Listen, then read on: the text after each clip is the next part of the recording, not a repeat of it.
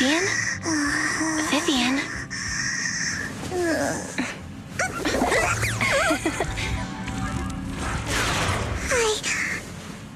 I didn't disturb your sleep, did I? When I got here, the other Lord Phaethon said you were resting on the couch and just let me in. I meant to keep you company while you slept, but then I dozed off myself. Ugh. I was going to sit here looking super cute, hands cupping my face. You know, like the #1 sleepy face I want to wake up to pose. I can't believe I ended up falling asleep myself. What sleepy face? What pose? That was a lot of words in one breath. Are you sure you got enough sleep, Vivian? No, Lord Phaethon. I was just worried that I had disturbed your rest. Just being able to see you sleeping peacefully is already the highlight of my day. No, my entire month. Though it is a bit late, but... Good morning, Lord Phaethon. You're here super early today, Vivian. Is there something urgent? Mockingbird's death has stirred up quite the storm. I took some time to gather intel. It seems someone deliberately leaked the story that Hugo is an illegitimate child of the Ravenlock family, but I haven't found the source yet. Could it be Hugo's uncle, Hartman? Maybe he's trying to turn people against Hugo and Mockingbird by playing the illegitimate child card.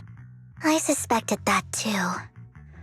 He could be using Hugo's background to make people believe Mockingbird is just another Top's pawn. To the upper class, Mockingbird may be insignificant, but it has a loyal following among regular folks. But after some digging, I was surprised to find that the public isn't turning on Hugo. They're actually starting to see him in a better light. Some people feel bad for him, some relate to his struggles, and Hartman's the one getting all the heat. Public outcry against Hartman is growing, with many believing he murdered Hugo for his own selfish gain. Tops is hosting an industry summit this week, a responsibility usually handled by the Ravenlocks. But my sources tell me another family has taken over this year at the last minute.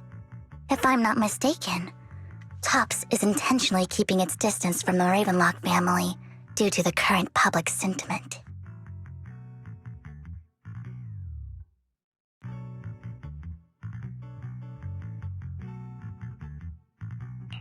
Is someone trying to take advantage of this to get rid of both Hartman and the Ravenlocks? I think Hartman knows this too, which is why he's completely vanished. No matter how hard I search, I can't find a single trace of him. Hartman must have taken the sacrifice core. Now that he holds this bargaining chip, he is definitely going to negotiate his way out of this with the Exaltists. Sorry for interrupting, Vivian, but I need a quick word with Belle. Oh, no problem at all. I'm sure you have important faith in matters to discuss. Take your time. I'll just be waiting outside. We can't make our guest wait outside. Belle and I will step out instead. Oh, don't mind me, Lord Phaethon. I wanted to browse the videotapes anyway. I'll be right here. Just let me know when you're done. Belle, Lycon's outside the video store. He knows Vivian is with us, so he's hesitant about coming in. He's stressing over what he did to Hugo in front of Vivian, but he really needs to talk to us. Maybe you should go speak with him first. I'll go talk to Lycon. Honestly, neither he nor Vivian is at fault. As proxies, it's our job to be the bridge between them. Good morning, Master Proxy.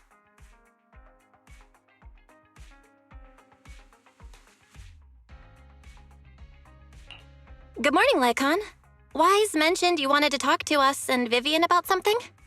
Yes, it's an urgent request from the mayor, one that directly affects New Eridu's safety.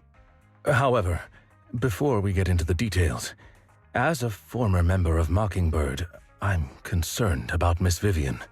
Hugo made many mistakes and betrayed the principles of Mockingbird, but I'm certain he didn't intend to put Miss Vivian or you in danger. I don't know Miss Vivian very well, and I was the one who took her companion's life. I might not be the right person to comfort her, but I hope she doesn't regret the choices she made or lose faith in the path she chose. Vivian's doing just fine. She's actually been gathering intel and has a clear understanding of where things are headed. She might be tougher than you think. If you're really concerned, why not just talk to her directly? If you'd like to apologize, it should be face-to-face, right? That's reassuring to hear. I trust your judgment. You've always had a sharp eye for people. Would you mind coming in with me? I'd like to apologize to Miss Vivian in person. No problem, but I'll be staying neutral. Everyone has their own stance on this, and I get where both of you are coming from. As a proxy, I'm just here to make sure you have an open conversation. I'm not taking sides. I respect that. Thank you.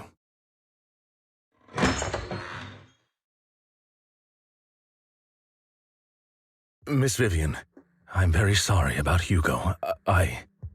You don't have to explain anything. I'm also part of Mockingbird. Mockingbird stands on more than just gain, so it won't fall when fortunes shift. Hugo had his fixations and ambitions. I also have things I must see through.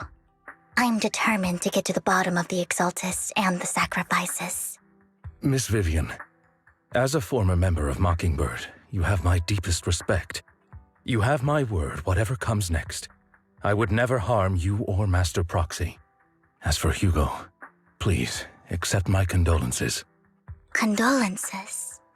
That's not necessary. Mockingbird has plenty of tricks up its sleeves. This isn't the kind of act that ends so easily. Wouldn't you agree?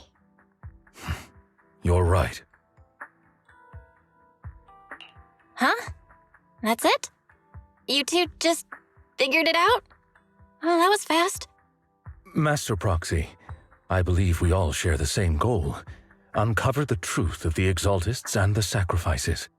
The Mayor has tasked me with inviting you to take on this mission, and hopes we can work together moving forward. If the Mayor wants to work with us, I trust he will demonstrate his sincerity in kind. Mockingbird will not serve as a pawn for the powerful. That will never change. Of course. While the Mayor cannot handle this personally, he will make sure we have all the intel and support we need.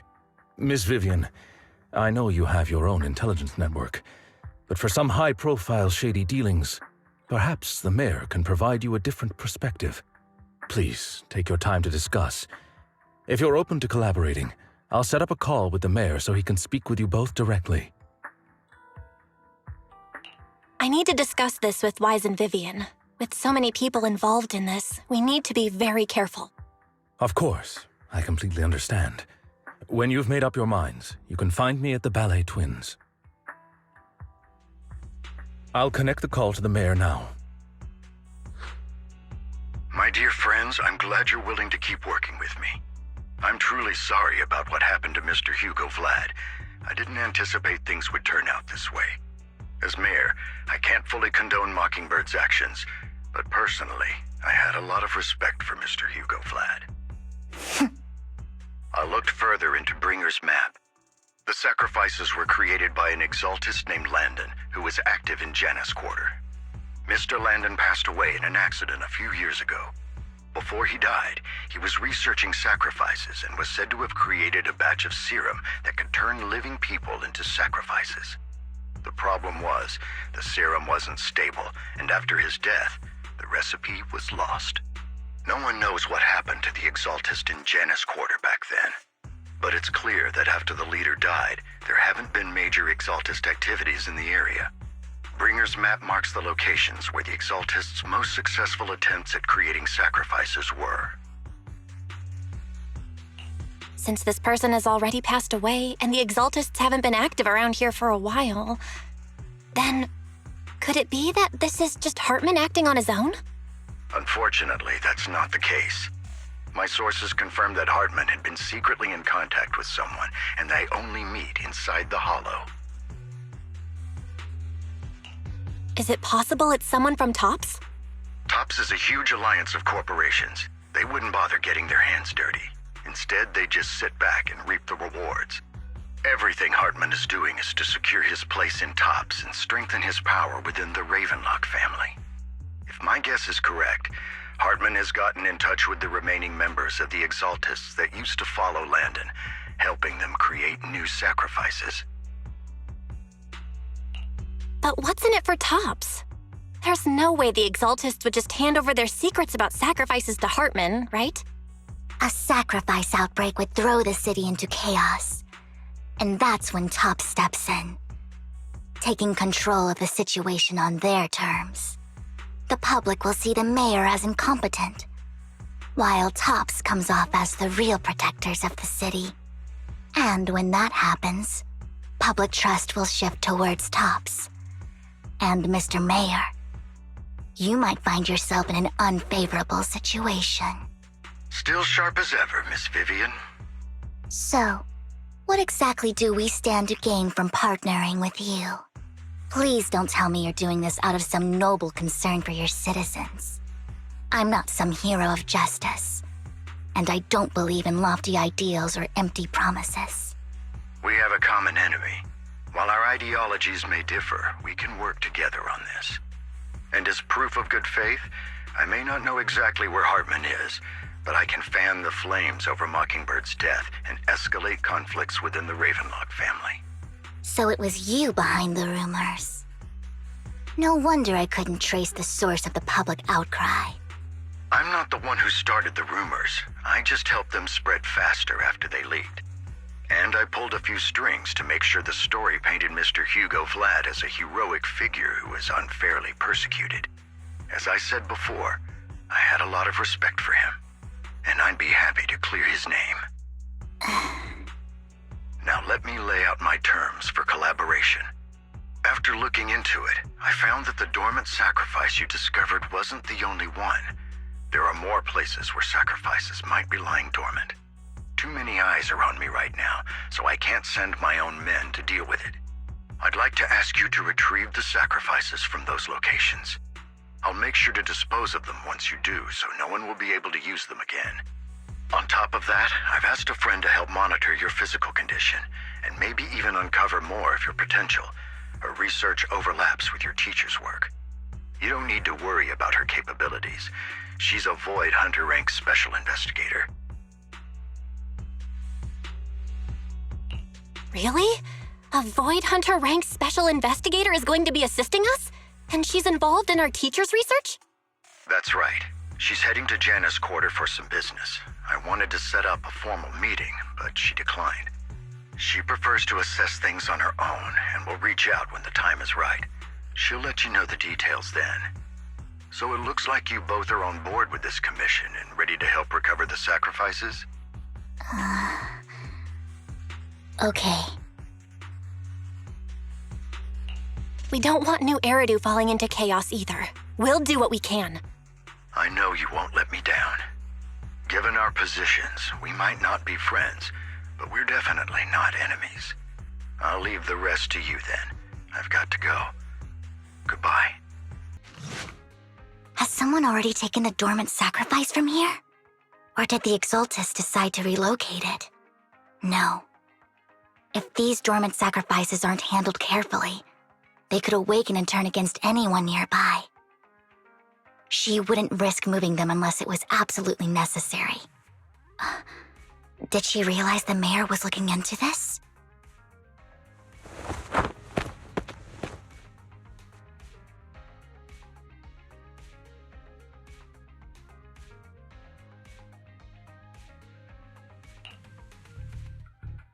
Did Hartman just make up this intel to get a shot working with us at Tops? I've been walking around forever and haven't found a thing.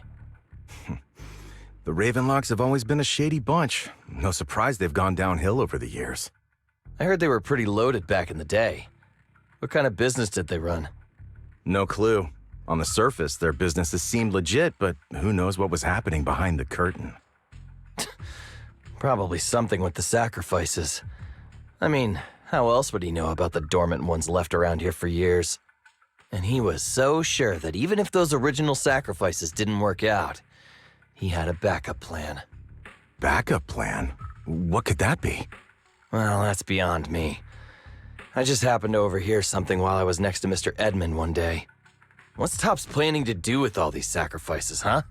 For research? Do you think we'll ever have a normal life in the Hollows? Don't ask questions you shouldn't be asking. All right. There's nothing here anyway. Let's leave the Hollow and report back on what we found. And we'll make it just in time to clock out for the fieldwork shift. Let's get out of here first.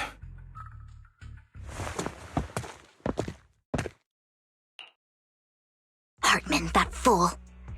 He'll do anything to get into Topps, even if it means playing with fire. She's an exaltist. Human lives have never mattered to her. The more people get dragged in, the greater the danger. Vivian, I've been dying to know, who's this she you keep mentioning? I apologize for losing my composure. Please don't mind me. The she I'm referring to is with the exaltists. Someone I have a history with. That's why the moment I heard about the sacrifices, I felt compelled to uncover the truth. I never meant to hide anything from you. It's just that, for me, the exaltists bring back painful memories. And I'm not ready to face them yet. So, Lord Vathan, please give me a little more time. Once I've gathered my thoughts, I promise I'll tell you everything. Sure, I won't pry anymore. Everyone's got a past, and you don't have to dig up old wounds if you don't want to. I can see the Vivian I know now is super brave and kind. I believe you've really put in the work. Lord Vathan, if we weren't in such a hurry, I'd spend 3 whole hours singing your praises. I'll make note of this and make sure to get it done before bedtime. First things first, let's track down those dormant sacrifices. The exaltists have probably realized someone's after them by now. I knew it was you, Vivian. Camille, what are you doing here, sis? Are you destroying the dormant sacrifice? Vivian, don't call me sis. I'm not your sister. Are you trying to stop the exaltists? I never left the exaltists. You know what Landon did back then. Lord Landon did it for the Creator. His methods may have been extreme, but they were necessary. Back then, you walked away. You should do the same now. We didn't meet today. Take your friends and leave. What's wrong? Are you being forced into this? I can help you. Help me? Like how you helped her? Vivian, you're crying. You see me, don't you? No, You haven't changed a bit, Vivian. No need to hide your tears. I know exactly what's ahead for me. You've made your choice, and I've made mine. One last piece of advice. Stay out of this. She loathes you. I won't tell her we met today. Don't show yourself around us again. Camille!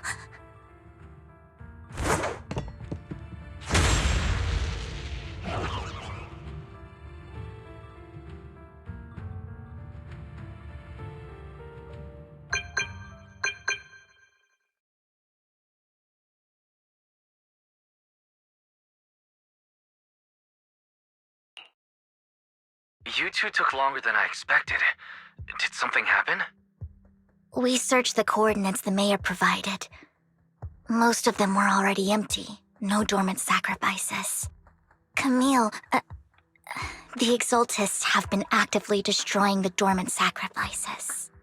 The exaltists? There's no reason for them to go after the sacrifices, right? Vivian is telling the truth. I saw it too. And one of them is someone I once knew. I thought she would leave the exaltists after Landon's death, but she stayed. Do you have a history with the exaltists, Vivian? When I was a child, I stayed with the Exaltists for a while. Back then, Landon was one of the most respected figures among the Exaltists in this region. A lot happened, and after Landon died, I left. I can't turn a blind eye to the sacrifices. I know all too well how many lives have been lost bringing them into existence. Ever since I learned a sacrifice had appeared in Janus Quarter, I haven't been able to stop worrying. I won't let history repeat itself. That's why I asked Hugo to investigate, starting with the Sacrifice Corps. Vivian. Please stop. I'm not looking for comfort. I'm just recounting the story for you to understand the situation. We've got bigger things to focus on. But when I do need comforting, I'll come straight to you. I hope you'll make time for me, Lord Vathan. Just so you know, I'm not the easiest to console. No worries.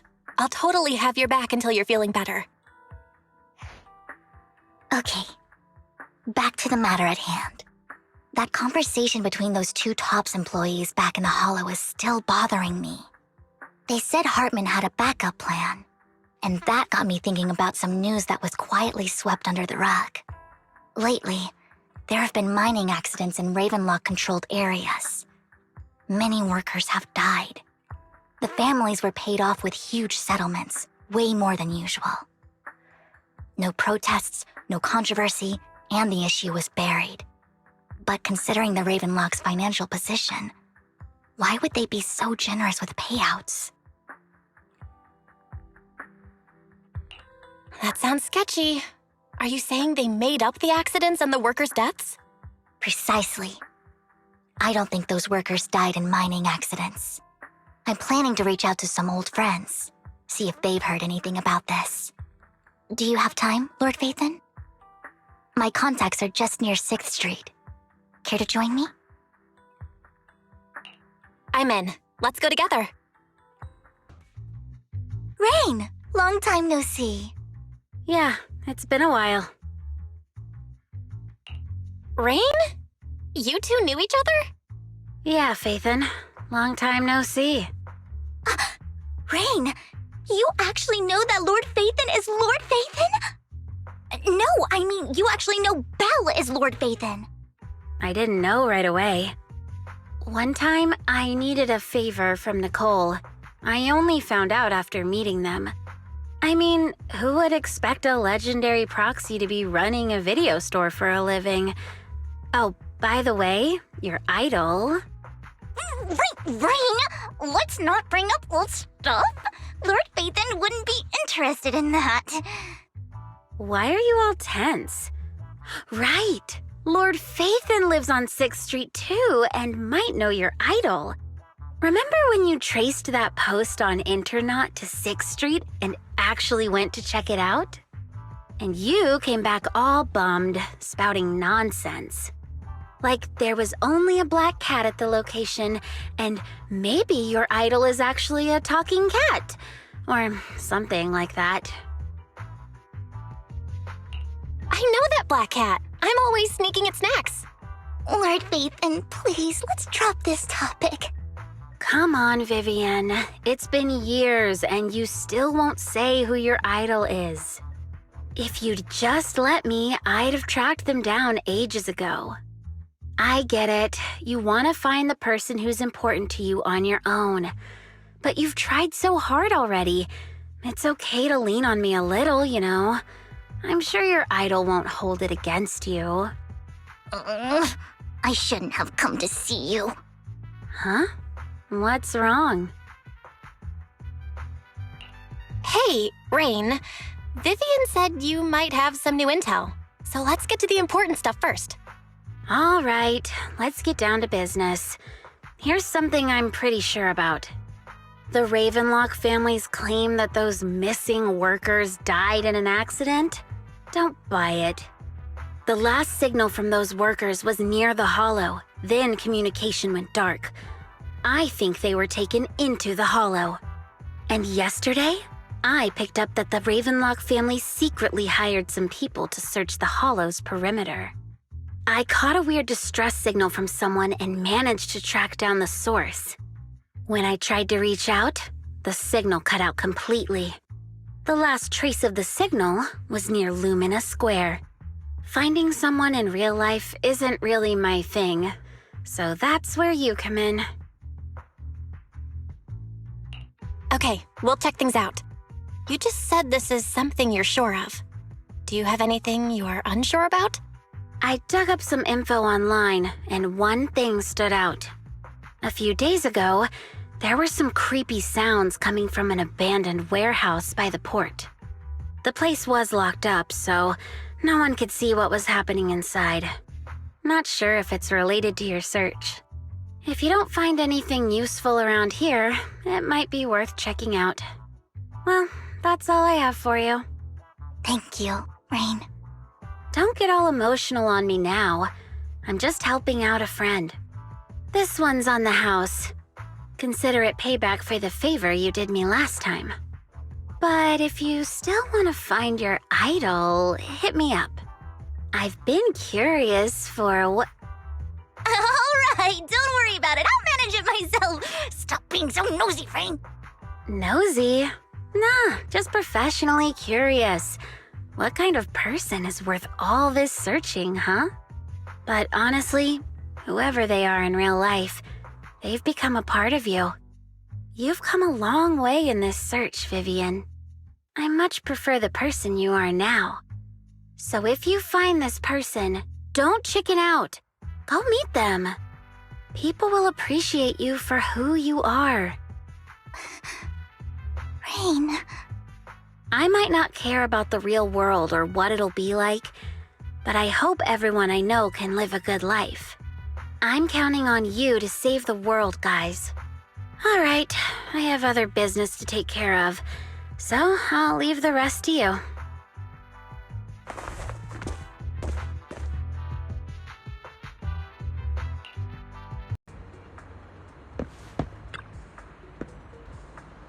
Lord Phaethon, please pay no mind to what Rain said.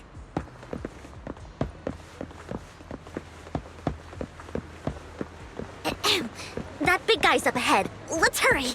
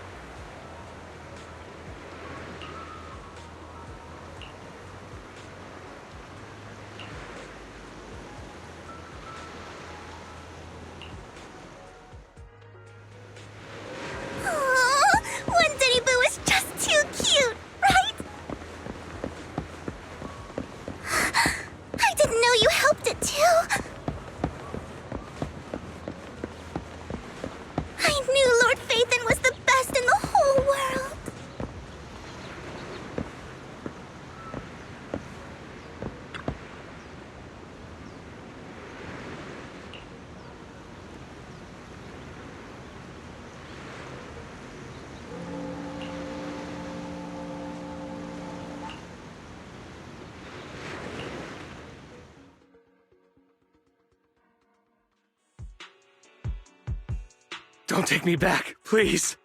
I was wrong. I know I messed up. I don't want your money anymore. Please, no. Calm down. Who are you? I won't say anything. Just let me go. I don't know anything. I swear, I know nothing. We are not PubSec, the HIA, or the Ravenlock family. We won't force you into anything. There's no need to be afraid. What do you want from me then? We simply want to know where the Ravenlock family took you and what they made you do. I can't say. I can't tell you. I have a family. They'll hurt them. You never saw me. Please, just stop asking. Don't you wish to see your family? I don't deserve to see them. It's my fault. I was greedy. I did this to myself. But your family must miss you dearly. I'm sure they won't blame you. No, it's my fault. It's all on me. I don't want to drag them into this. If the whole ship is sinking, no one on board can escape. I'm just a nobody. And right now, there's nothing I can do to change anything. If you care about your family and friends, now is your chance to stop the disaster before it's too late.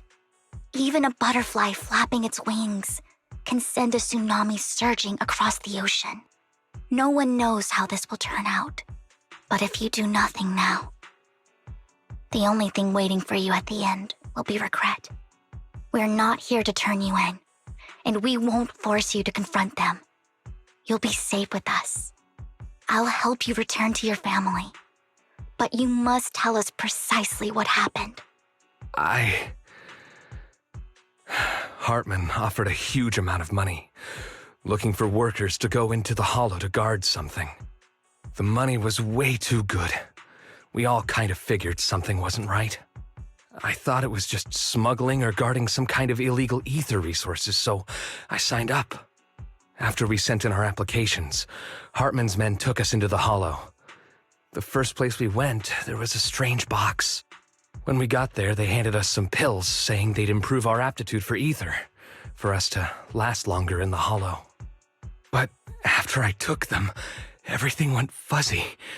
Something was definitely off about those pills. When I woke up, I saw my coworkers dead in front of me, and there was blood all over my hands. They said something about me being a good experiment, moved me somewhere else, and locked me up. They wanted to inject me with something. I got scared and didn't know what was going to happen. But then a blonde guy found me, gave me a carrot, and let me go. So I escaped. I didn't want to kill anyone. I don't know. It wasn't your fault that your coworkers died. You were just a tool in their hands. Do you remember the place they first took you? Do you know what was in that box? I only remember the first place was like a rooftop. I think it was on top of a tall building. What exactly was in that box? I can't remember. I'm not lying. Those pills they gave us, they make you hallucinate. I took just one and my mind felt like it wasn't my own. My memories turned into a blur. I'm telling the truth. I'm not trying to run from my mistakes. I just really can't remember what happened. I know you're not lying. We'll arrange for your protection. You can rest easy and recover, and your family won't be dragged into this. Once this is all over, you will be able to reunite with them.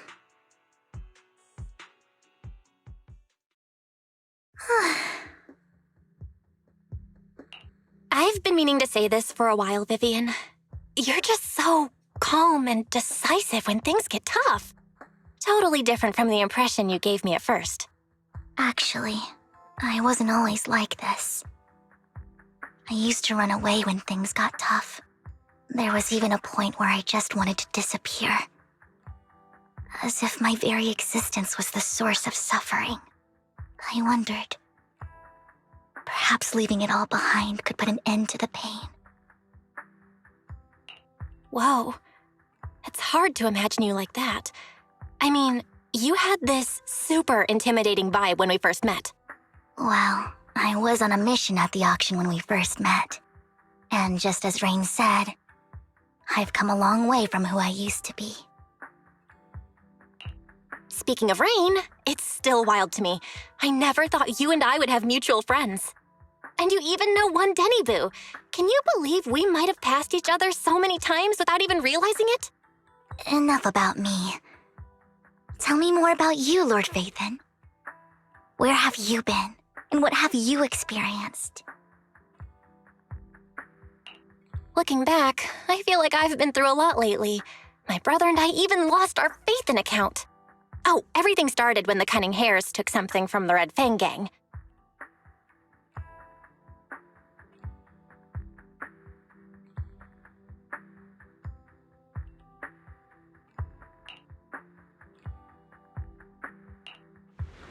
I remember it should be around here. That store's been sitting in my favorites for ages.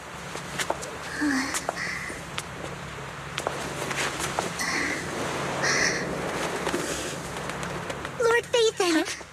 What's up? I've seen that black cat on 6th Street. That harmonica in the outer ring you mentioned. I've heard it before, too. I've even been to the monument outside Hollow Zero. But none of that was a coincidence. It was me.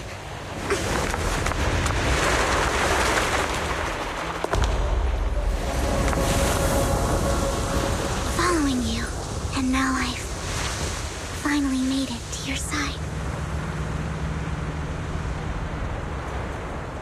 Ever since I was little, I had been seen as the bringer of bad fortune. I had traveled to many places and witnessed far too much misfortune. Every tear I shed brought disaster. I've heard too many curses to count. I loathed my tears as much as I despised my own existence.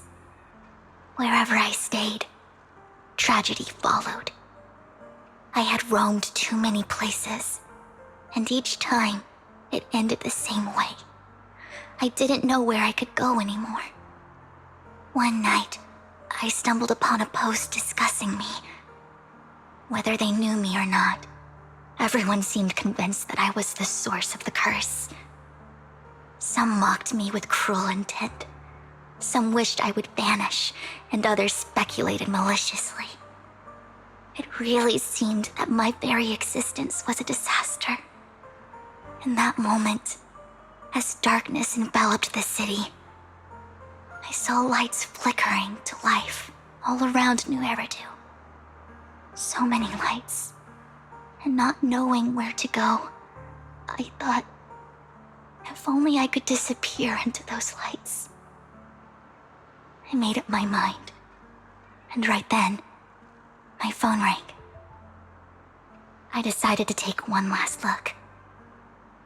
I wanted to know who left me my final message from this world. It was you, Lord Phaethon. Wait, really? Me? Yes. And I checked with the other Lord Phaethon. You were the one using the account at that time. But I know you probably don't remember it. After all, it was just an ordinary day with an ordinary post and meaningless comments online. But for me, it was the night I finally realized where I could go. I wanted to walk the paths you had walked, see the sights you had seen. And then, one day, share it all with you, face to face. What did I even say in that comment? I can't remember off the top of my head. Well, you'll have to figure it out for yourself. I'm not telling you. Huh? No! So, Lord Phaethon, thank you. Not only for that comment you made that day, which was a silver lining for me, but also for giving me the courage to become who I am today. The Vivian standing right in front of you now. Lord Vathan. I truly like who I've become.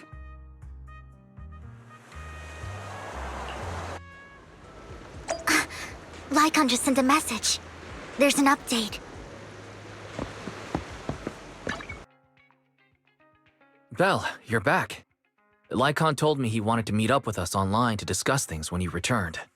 I'll call him now. Master Proxy, Miss Vivian. The gentleman Rena brought back has stabilized and calmed down now. Based on his account, we've identified where Hartman is hiding the core. He also mentioned that Hartman plans to trade the core with a group of people. We suspect that this group consists of members from the Exaltists. I knew it. Now that we have the location, it would be splendid if we could seize the sacrifice core before they do. Precisely. We hope you can head to the location as soon as possible to secure the sacrifice core. We've got this. I have other matters to attend to, so I'll leave the retrieval of the sacrifice core in your capable hands. The mayor's friend that he mentioned before will also be assisting you this time. The target coordinates have been shared with her, and she'll meet you there. Please ensure your safety, and I wish you all the best.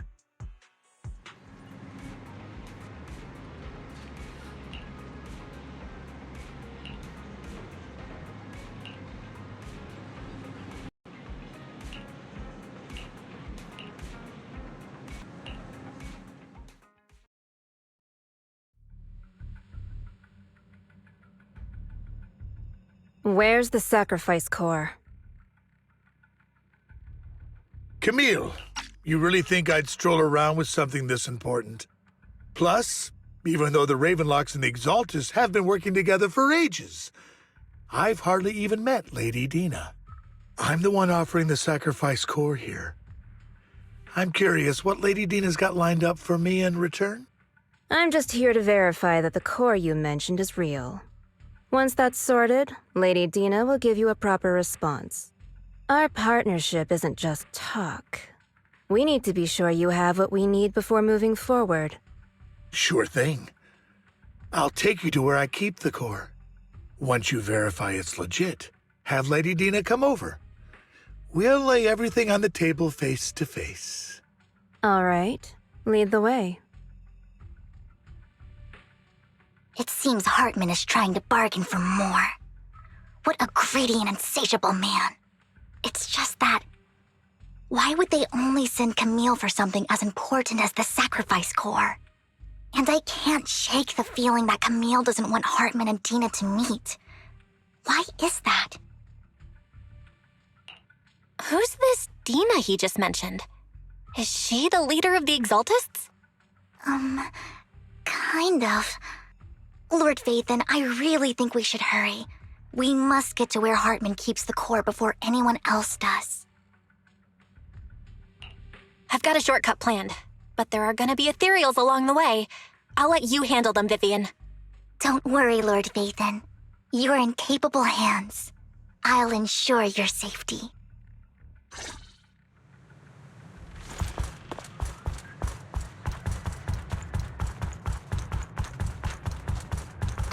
Ethereals!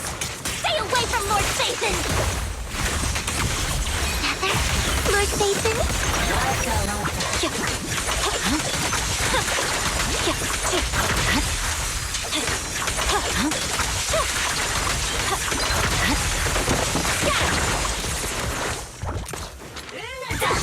Looks like Hartman's trying to negotiate for more leverage.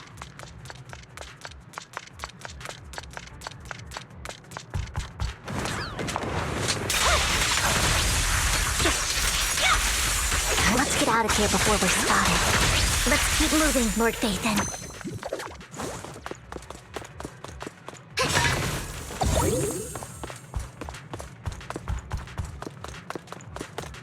Don't touch me. Leave the enemies to me, Lord Vathan. Look around.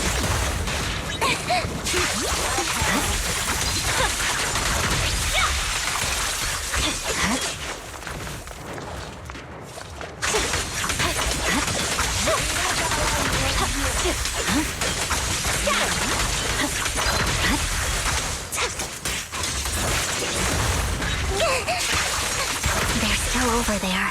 Looks like they're arguing.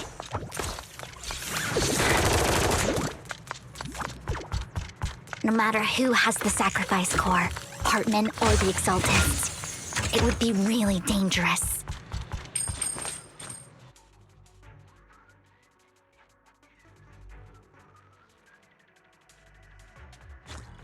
Hand over what's in the box. Let's hurry and secure the sacrifice core. Lord Vathan, the box is empty. So Hartman never kept the core here to begin with? How did you even find your way here? Where's the core in the box? What did you do with it? You call this keeping the sacrifice core safe?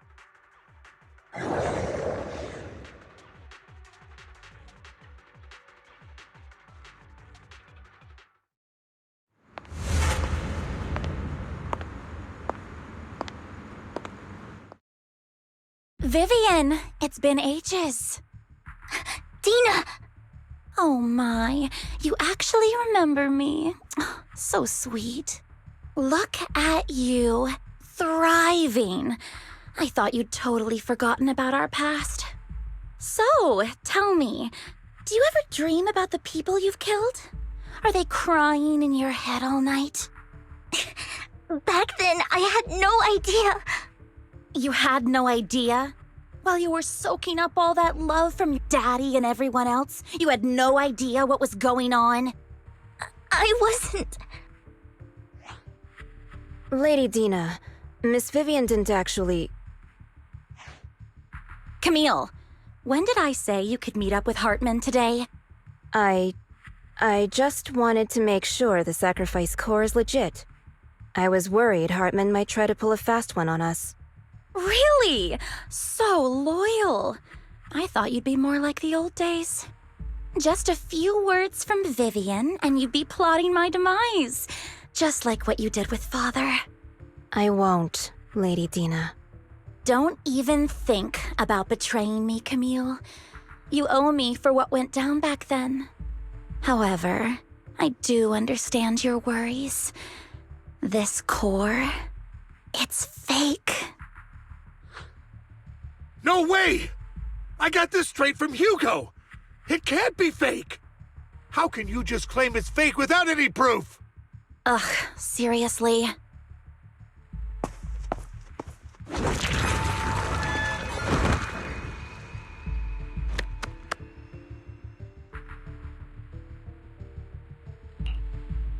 The sacrifice core can max out the ether particles within human bodies in no time at all. But look at your little subordinate. How uncouth. He's making noises like some animal. Can you shut him up? So annoying. The masterpiece Father made for the Creator isn't this worthless piece of junk you're holding. So, the real core. Vivian, where do you think the sacrifice core is really at? I don't know. If I knew where the real core was, I'd destroy it without a second thought. Dina, you understand what the sacrifices are. And you know those who were blessed should not have to endure such horrors. Oh, they shouldn't have suffered those horrors. Weren't you the one who decided if they'd be blessed or not? If it weren't for your tears, how would they have encountered such misfortune? How self-righteous, Vivian.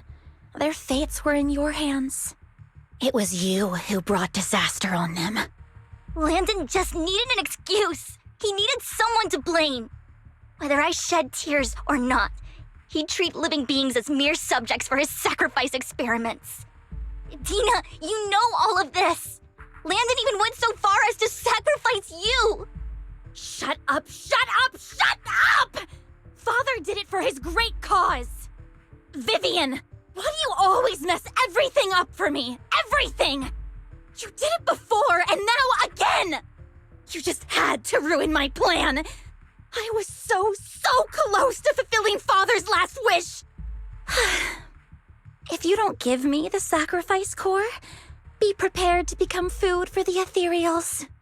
I told you I don't have the sacrifice core. Otherwise, I would have destroyed it already. Lord Phaethon, find the right moment to retreat. She can be quite unpredictable when her temper flares. Oh, really? You don't have it? Then I suppose there isn't a reason to keep you alive.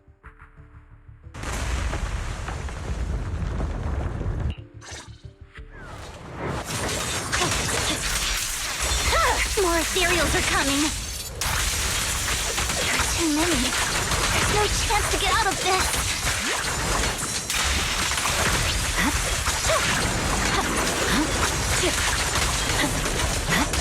Oh my. How fun.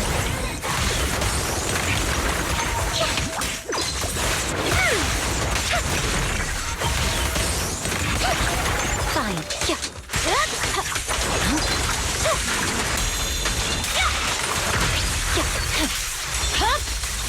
Weakling. Stay away from Lord Phaethon!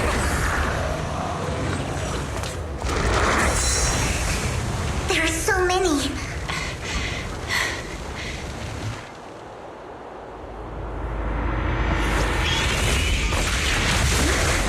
It's ink.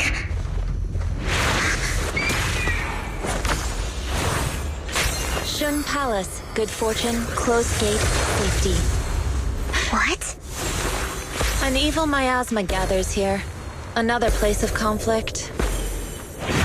If you wish to avoid disaster, then head southeast.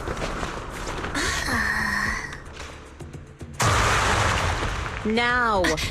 Thank you.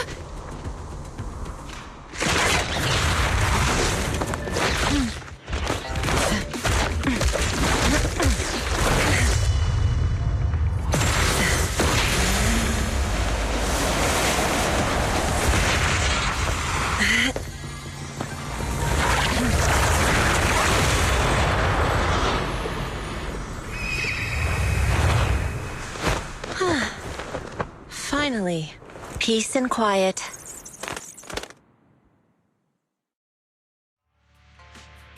You must be Belle, right? Mayflower mentioned a special partner might need my help. Can I ask, who are you? I'm the 13th generation master of Yunque Summit. You can call me Yishuan. Mayflower passed along your info, and I was curious what kind of person you are, so I came to see. At first, I thought it might be a hassle, but your energy feels really calming. Quite nice, actually. Oh, so you're the investigator the mayor talked about. Yes, he also asked me to be your temporary teacher and offer you a bit of guidance. Guidance? What exactly does that mean? Unfortunately, this isn't the right time or place to talk. I have some investigation work to catch up on, and it seems you've got quite a lot on your hands, so let's part ways for now. I'll find a good time to visit you soon.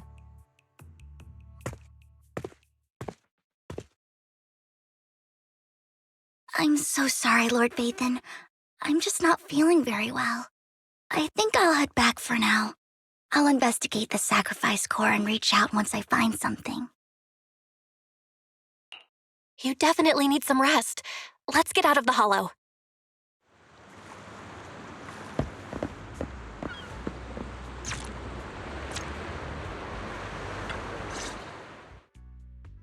Lord Phaethon, are you going to rest now? I'm not in a hurry to get back. You've been kind of off since we got out, and it's got me worried.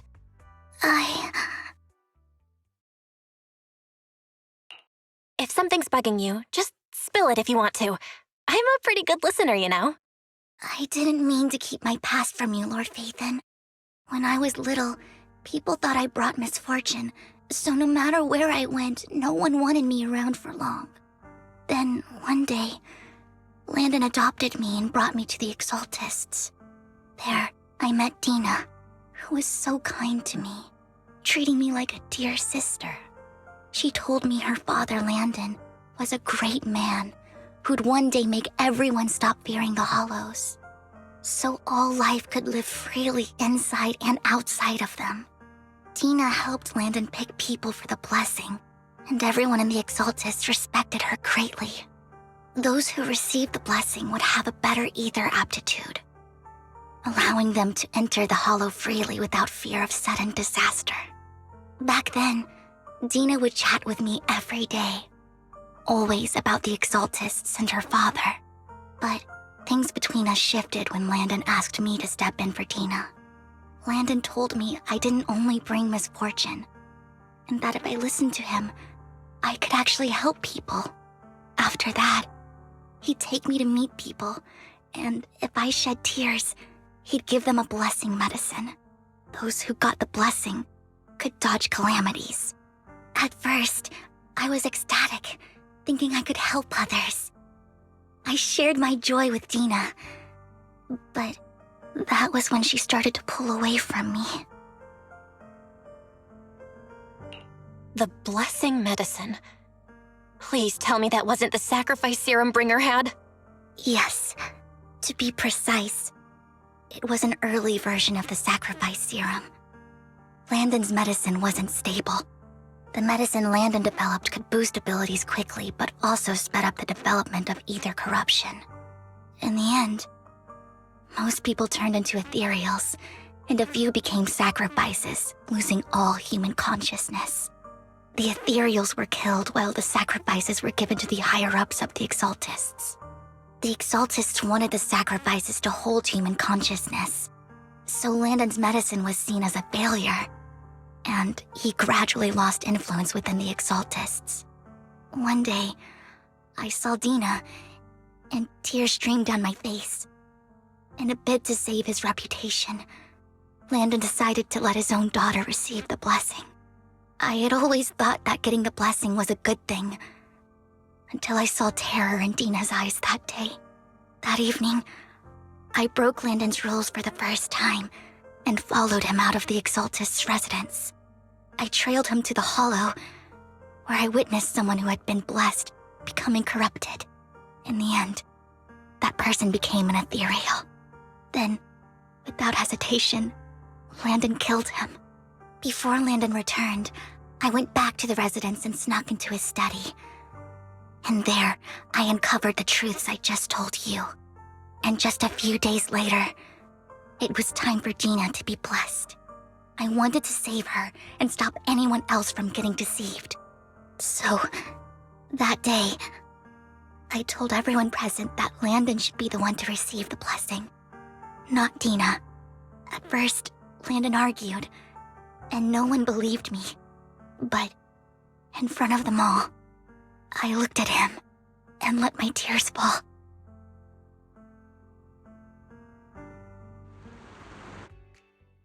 Lord Landon, please accept the blessing. Vivian, you... Why won't you accept the blessing? Were you lying to us? Ungrateful fools!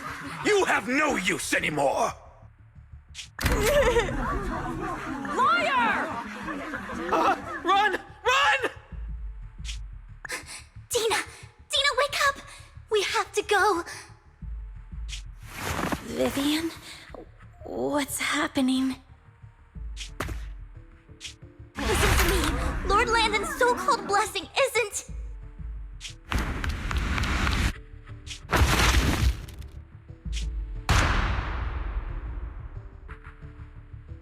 Father!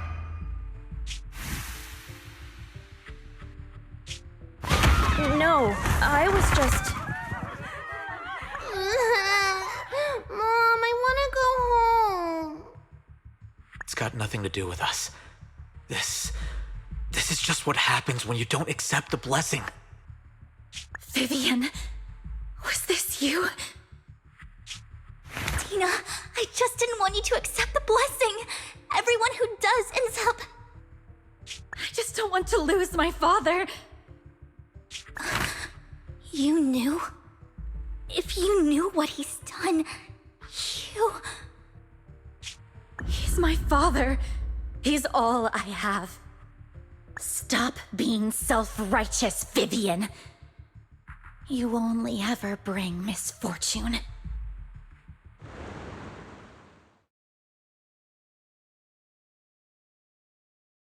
I thought once Landon was gone, Dina would leave the Exaltists. I never expected her to continue his research or that Camille would stay. Camille lost her entire family in a hollow disaster, so she's always supported the Exaltists. She's not a bad person. She's just someone searching for hope. She joined the Exaltists very early on, and even watched Dina grow up. That day, she was just so desperate to save Dina that she... All these years, she's been following Dina, taking care of everything out of guilt, I think. But I didn't just fail to save Dina. I trapped her. I see misfortune approaching, but I can never change its course or avoid the bad ending. Maybe I really am a bringer of misfortune. No way. You're not the one bringing bad luck. Whatever went down with the Exaltists, Landon used you. As for Dina and Camille, they know the truth, and they just made their choices. The hollows and the disasters they caused took more than just their loved ones, but not all survivors cling to obsession and hatred like they do. Lord Phaethon. You need to believe in yourself. You're currently resolving the sacrifice crisis with your own effort. I remember you saying you really like yourself now. So what's changed? Yes, that'll always be true. Thank you for listening to my story today. Years have gone by, but I've never had the courage to face all this. Maybe Dina and I were meant to meet today, so I could finally spill it all out. It lightens my heart a little. Lord Phaethon, you truly are a wonderful listener. Whenever you're feeling down, don't hesitate to come to me. I will. It's been such a long day. You must be exhausted. I'll track down the location of the sacrifice core and let you know what I find. Good night, Lord Phaethon.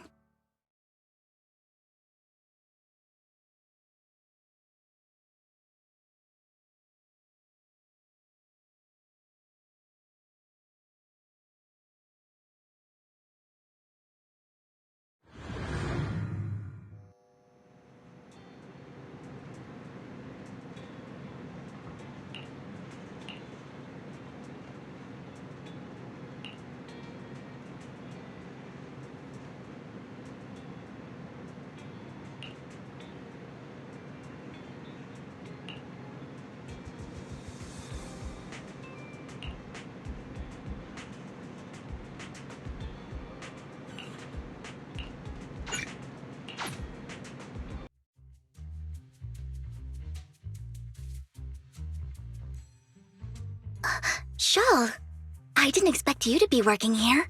Perfect. I was just covering someone's shift. The screening here is super strict, and I was afraid the supervisor would realize I was new and subbing for someone, so I hid in the control room during the supervisor's inspection. So I happened to bump into this guy, a blonde man wearing a hat, and I think he was checking some footage. Then he logged that footage into the tape he brought. Later, I found that part of the footage had been wiped.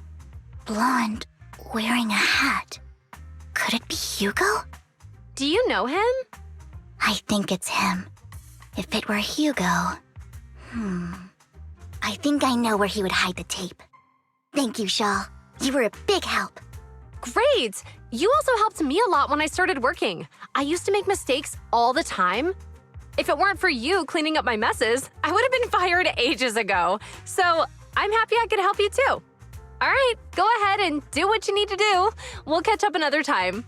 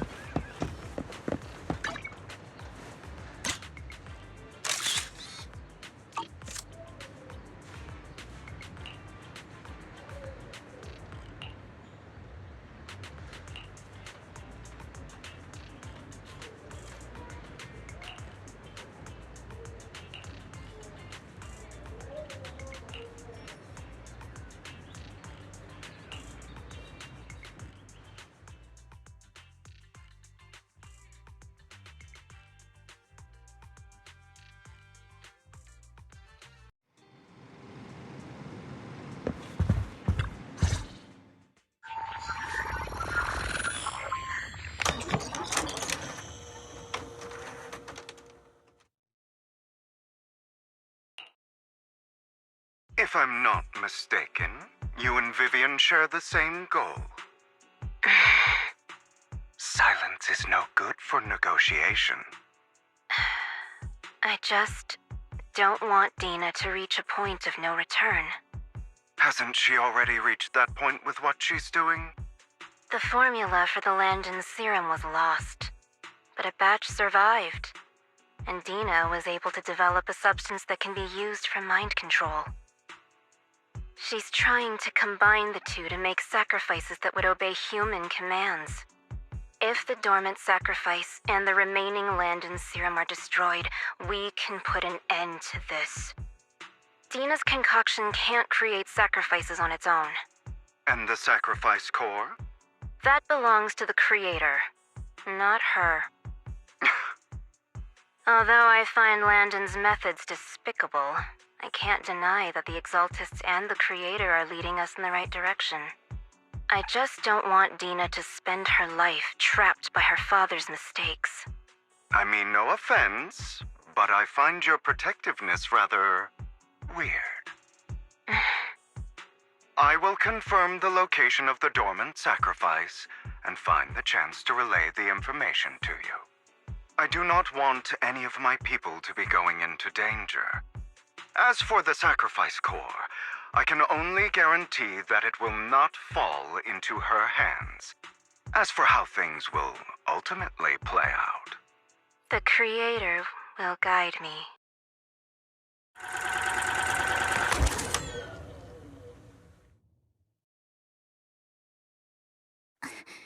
Camille was actually destroying the dormant sacrifice? Now Camille's actions make sense. But why did Hugo never tell us? Hugo... Belle, Lycon said there's something urgent he needs to discuss with us right now.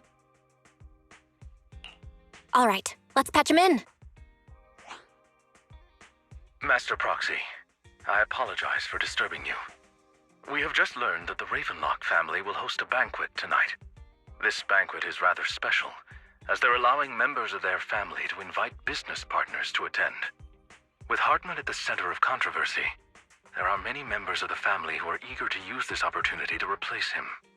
The mayor has been spreading rumors of a young tycoon who inherited a sizable fortune and is looking to partner with a person from an old and influential family. This information has lured a young man named Burton from the Ravenlock family. So, you want me to pose as this tycoon and use Burton to infiltrate the banquet? Correct. And Hartman's study is also located within the venue. I see. Hartman's study might hold valuable information. So, what should I do? You can attend as her +1. +1? Lord Phaethon, please go with me! Master Proxy, it seems Miss Vivian requires your presence, so... Yes, just your presence will help me immensely! All right, then let's go together. I'll send you the time and place for the meeting with Burton. If you encounter any danger, please evacuate immediately or contact me for backup. I hope everything goes well for you tonight.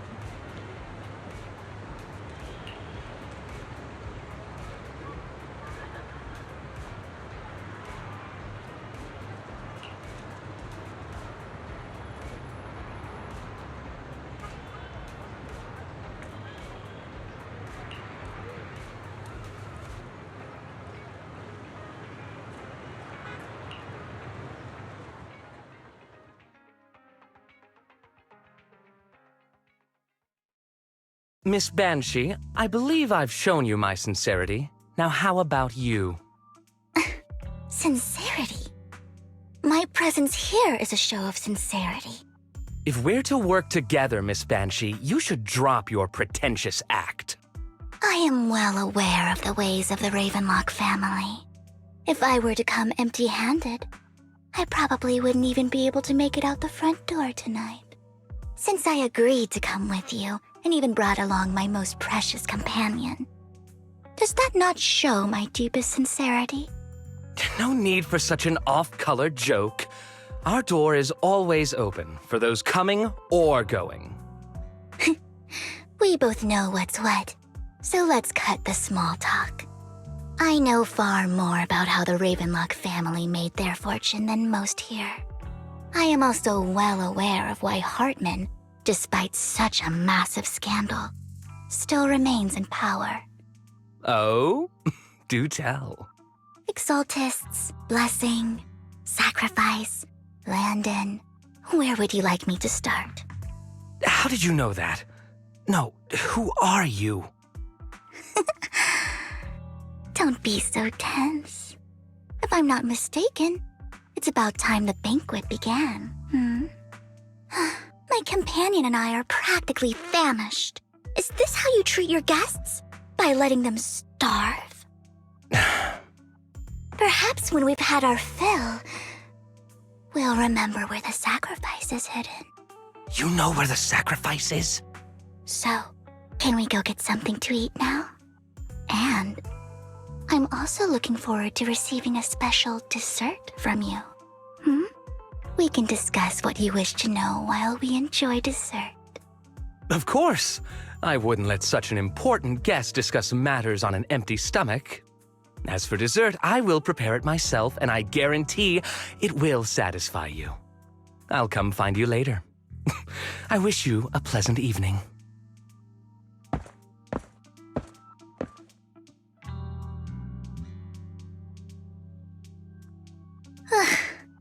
These kinds of people are exhausting to deal with.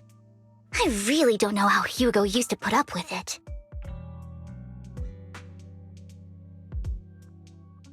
Wow, you were so cool just now.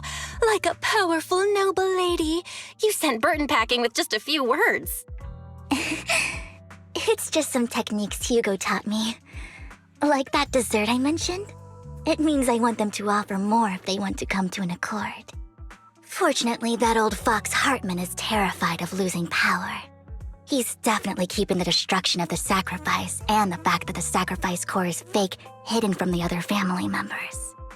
Otherwise, Burton wouldn't have been so willing to raise his offer. Lord Phaethon, let's find Hartman's study when the banquet is at its busiest. All right, I've already taken note of the surrounding terrain. Once more people arrive, we'll enter the garden through the door in the corner of the banquet hall. Wherever you go, I'll follow, Lord Phaethon.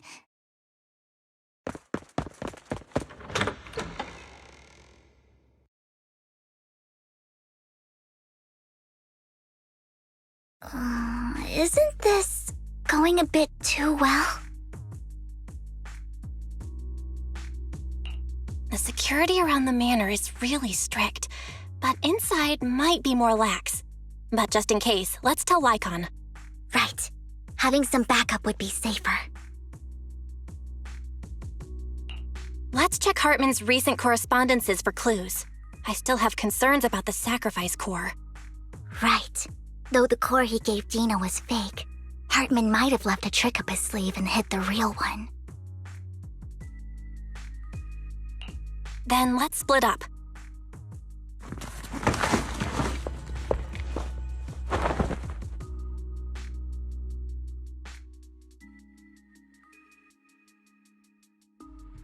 Esteemed guests, is the catering at the Ravenlock family banquet not to your satisfaction?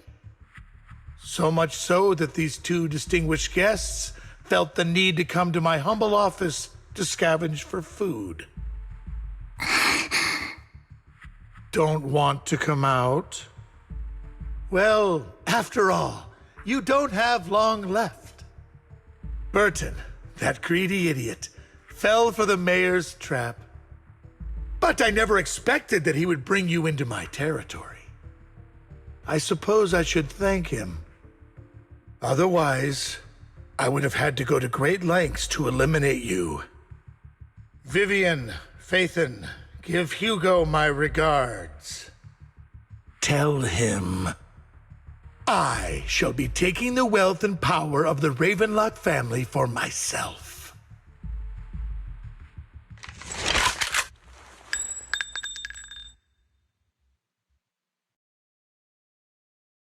The bullet?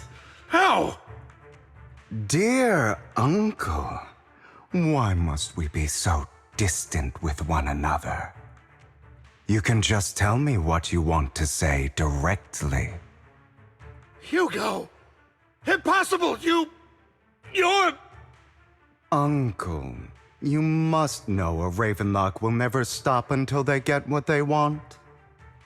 Did you really think I would be defeated so soon, when I have yet to trample you into the dirt? You filthy bastard! You only know how to resort to these petty tricks! Petty tricks?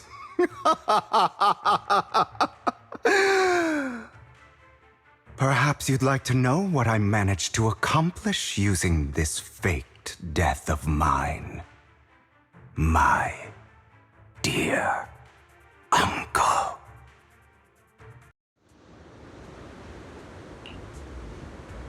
Faking my own death. Hope it's all worth the theatrics in the end.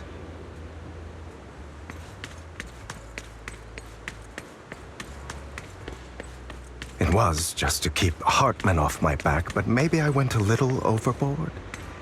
The manager must be pretty shaken up. I should apologize at some point. You're taking longer to rest than I expected. Lycon, you think too highly of my physical capabilities. Well, thank you for your cooperation. I must say, if nothing else, at least your acting skills have improved. Why do you look so angry? You should be happy. We pulled that off together with flawless teamwork and managed to fool everyone. Drop your foolish facade. I'm glad you still remember the code we set all those years ago. And thank you for ensuring your sleight of hand didn't deteriorate. Oh, right. I should also thank the blood bag hidden in my clothes and our other props. Do you remember when we last used this trick? It was probably ages ago. Sometimes I really don't understand you. Have you never thought about what the consequences would be if I didn't understand your code? If I decided against helping you? Or if I just couldn't control my strength properly? You'd understand it. Of course, if things really did go awry, I had alternative plans. You wouldn't be so arrogant as to think I'd bet everything on you, would you? You're insane. Aw, I'm flattered.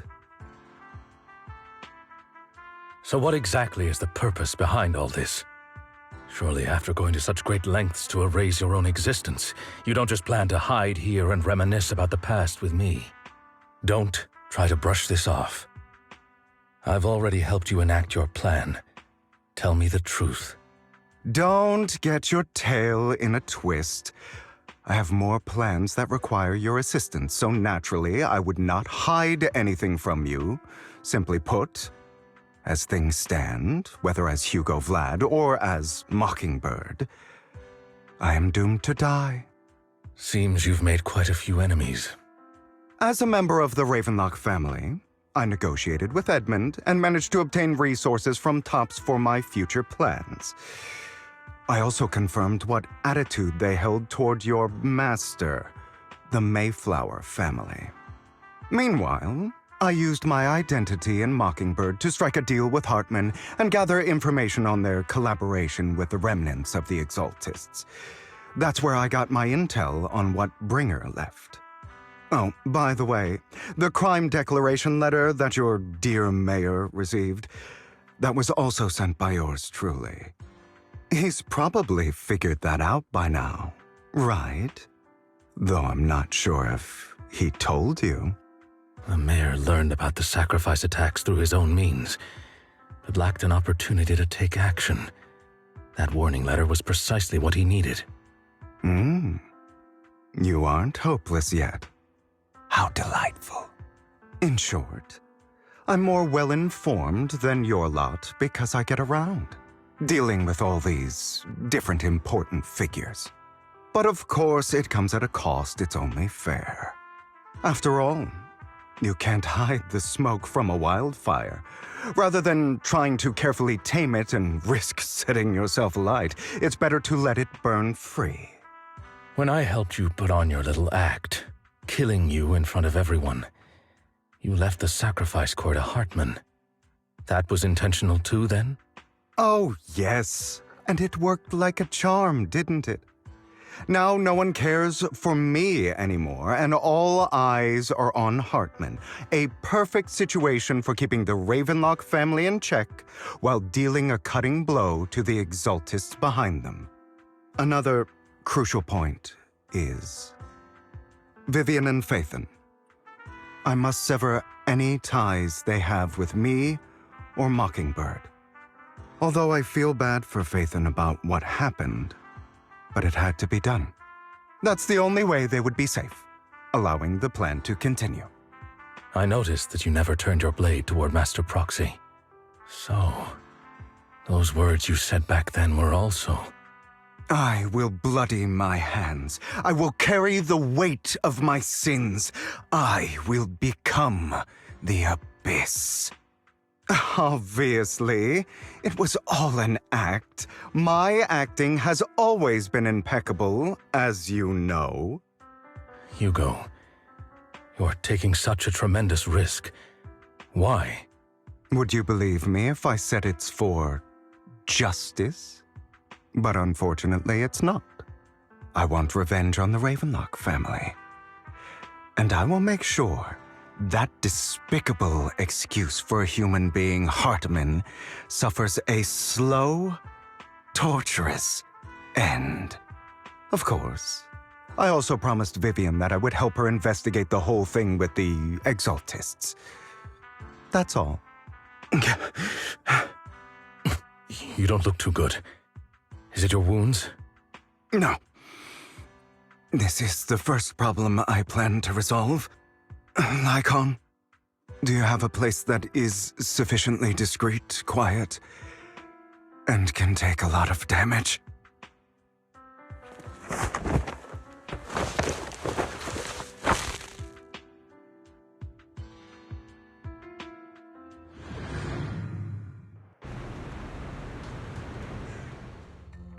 What exactly are you doing? Don't look at me like that. If I didn't have to do this, I wouldn't. Hartman recently obtained a bizarre substance, most likely from those crazy exaltists. After use, it allows control of the victim's mind, to some extent. You were dosed with it? To be more precise, Lycon, I deliberately allowed Hartman to put this drug in my cup to facilitate our previous collaboration.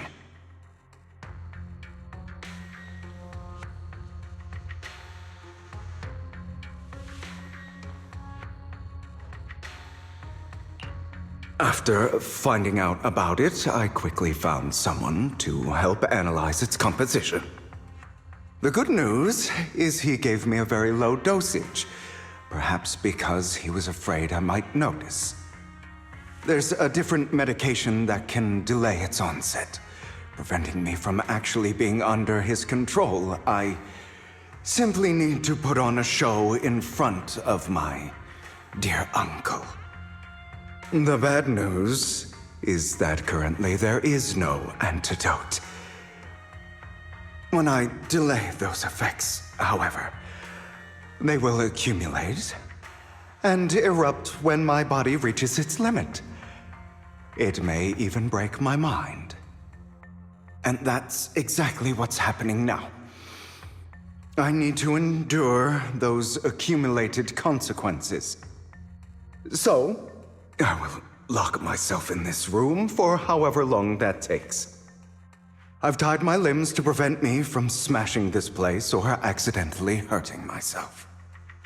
Anyway, after you leave, do not open this door, no matter what you hear. I recommend seeking professional medical assistance. This is advice I received from a doctor. Or are you saying you don't believe I can make it? So, I can't. Come find me here at the scheduled time. All you need to do is smile and await my victory. What if I want to stop you? You know you won't succeed. You never have. And you never will. Well, time is short. Let's begin. I understand. Don't die, you stupid bastard.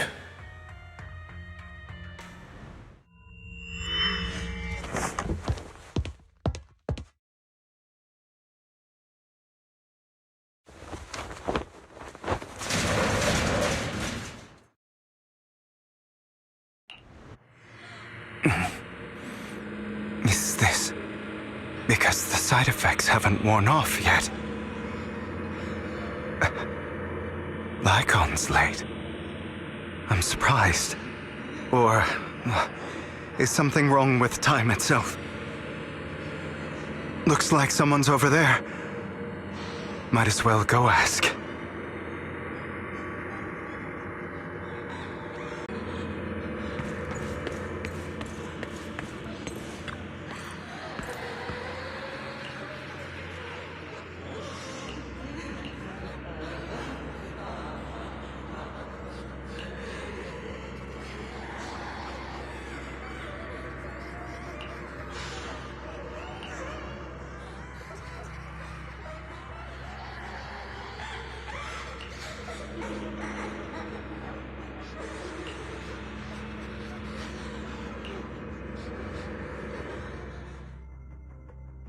All your fault! I wish I had never given birth to you!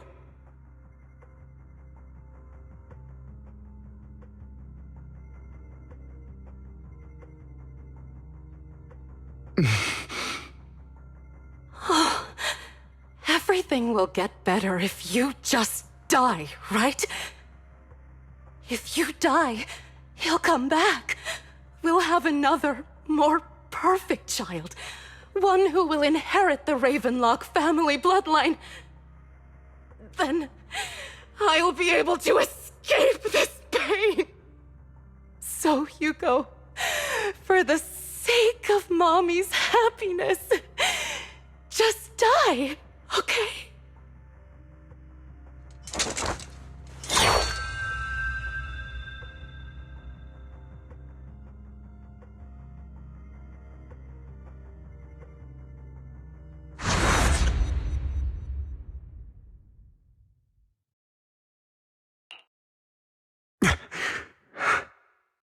So, I wasn't awake yet after all.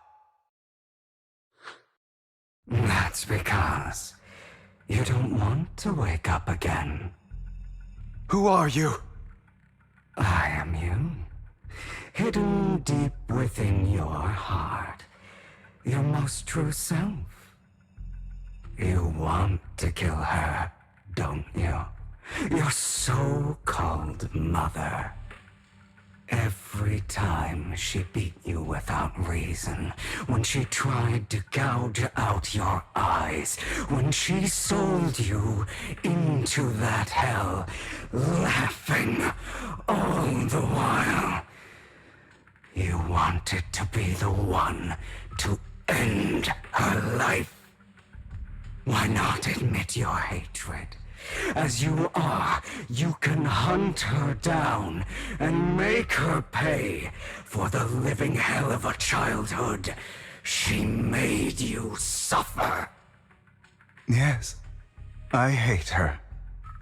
I hate her because she was foolish and shallow, greedy and stupid. I hate her because she doesn't deserve to be a mother. She did everything she could to try and get into the Ravenlock family, believing she could live a life of luxury without having to do anything and never realizing she was a pawn, discarded from the very beginning. So she chose to blame me. Blame me for my heterochromia. Blame me for my very existence. But I won't kill her, because I know it won't change anything. She was incapable of loving me, just as she is incapable of loving herself. Have you been brainwashed by that dog? Keeping up the act of being some magnanimous and forgiving fool? Don't compare us. I've simply come to understand love or hate. I make my own choices, and they have nothing to do with anyone else. She sold you to the Ravenlock family for a huge sum of money. She used that money to start a new life without you. While she was indulging herself, you were going through hell in the Ravenlock Manor. Does it not torment you? Do you not feel the hatred? Do you not want to demand answers? Kill her. Only by killing her can you be truly free. For a long time, I thought the same way. But now, well, I want to make a different choice. Stop lying to yourself. You never had a choice. This weak-minded thinking will only lead you to failure. Like before, you'll be nothing but a worm, trampled into the dirt by those so-called elites. Do you still not get it? This is how the world is, and always has been. Hesitate and you'll be the victim. If you don't grab your knife first, you'll end up being on the other end of the blade. If you want to change anything, you must first become the one who makes the rules. Just like that woman. The only reason she could treat us that way was because we were weak. So listen to me. Find that woman, kill her, and prove to this world your strength. It's what she deserves. Why forgive them? They don't deserve it. I'm not forgiving them. Or rather, I don't care about them. They don't even matter, at least not yet. You know, perhaps the person I hate the most, the one I truly cannot forgive, has never been someone else, but rather my weak, powerless past self who could do nothing but hide inside a closet and cry. I hate myself for having neither the strength nor the courage to resist. I hate myself for begging for so-called familial love, even after being treated so terribly. I hate that despite the pain of my wounds, I still hope to receive the carrot and not the stick.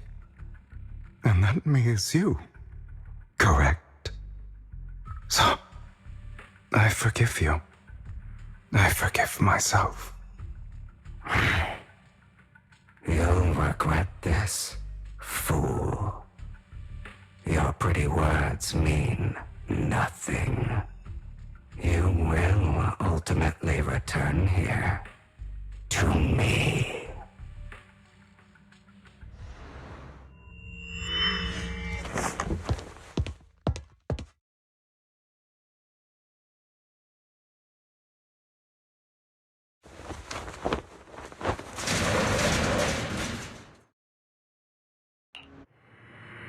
see. This is still an illusion. I wonder who's going to show up this time.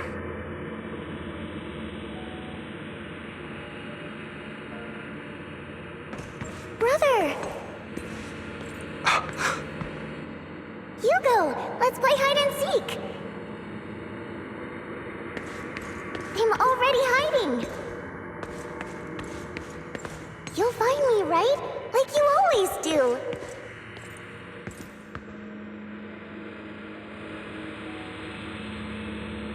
Serena.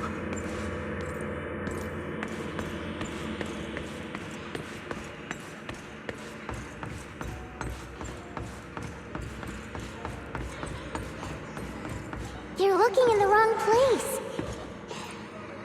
I found an even better hiding spot this time. Harder to find than any place you showed me.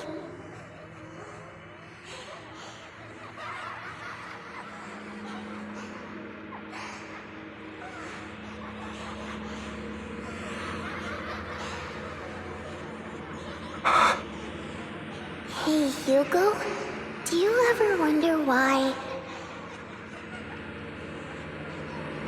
I had to die? It was because of me. That's right. It was because of you. It's all your fault. If only you didn't exist, I wouldn't have had to suffer.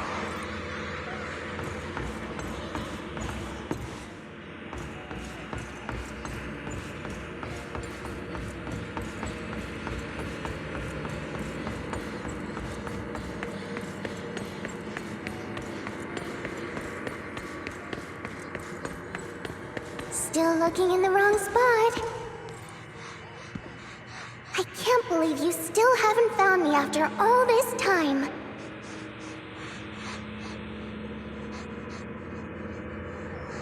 Have you forgotten about me?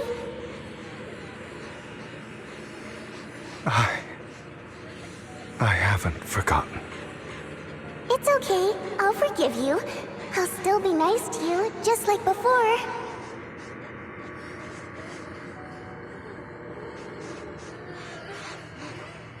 I was the only one who was ever nice to you, wasn't I? Yes. Then tell me, why do good people always suffer? Why is kindness always punished instead? Tell me, Hugo, why?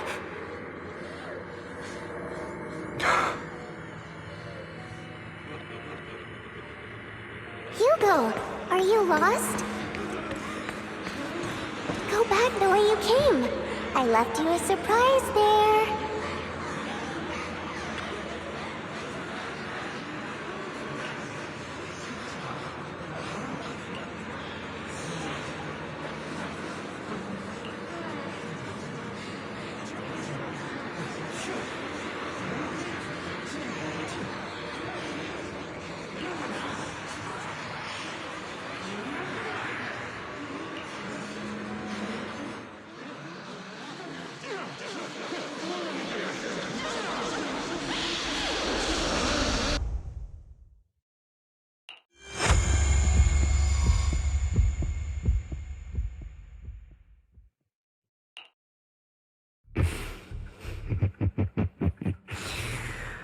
I told you that you would eventually return.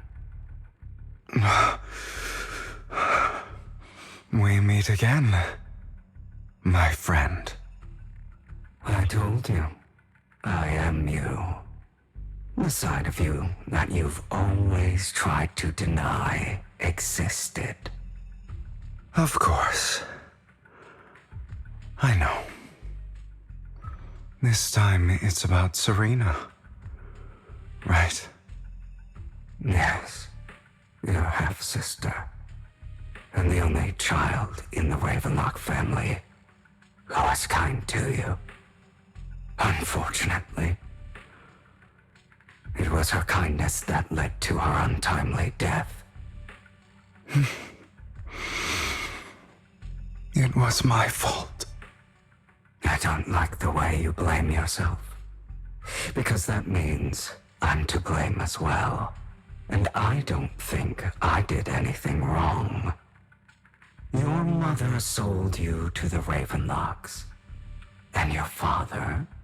He saw your talent and wanted to use you to push the other children into competing with each other.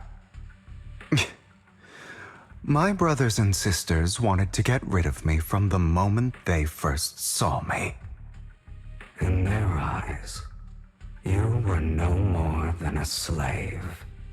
But Serena dared to treat you, a slave, as if you were human. And so, she was fated to die. They tried to kill me many times, but I was careful, and they did not succeed. So they killed Serena, who was weaker, an easier target, and pinned everything on you. Serena died in your place. Those cruel brats thought that by reporting this to Father, they could use it to get rid of you, a rival who threatened their positions. Yet, not only did Father not blame you for the incident, he praised you for it. In this world, only the ruthless, cruel, and merciless can stand at the top. And that's exactly what you managed to live up to, no?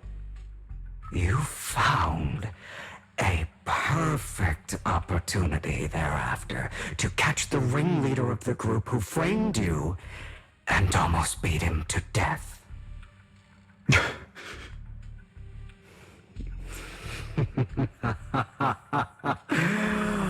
Oh, you should have seen the expression on your face back then. Oh, crazed and manic with utmost delight. I don't remember that.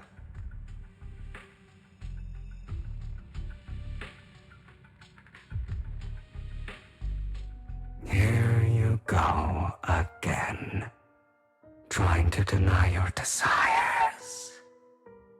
Deep down inside, you've always wondered, asking yourself why these evil people never got the punishment they deserved. Why the world is so unfair. Don't you want to rip them to shreds? Just like that day when you beat that boy's face into the dirt until he was barely recognizable. His disgusting blood staining your fists.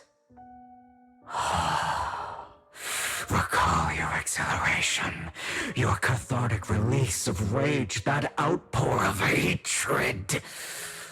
That victory belongs to you.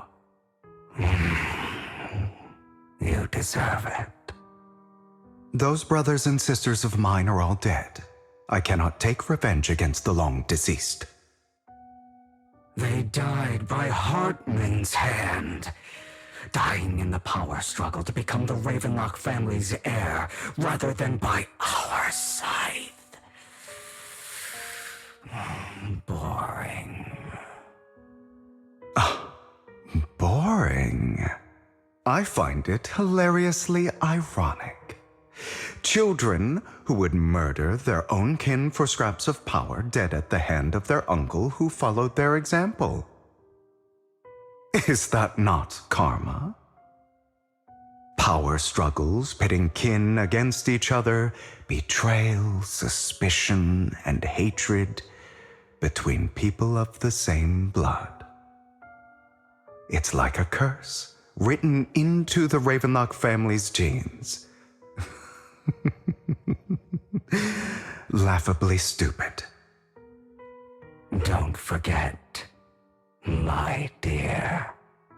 that the same blood flows through your veins.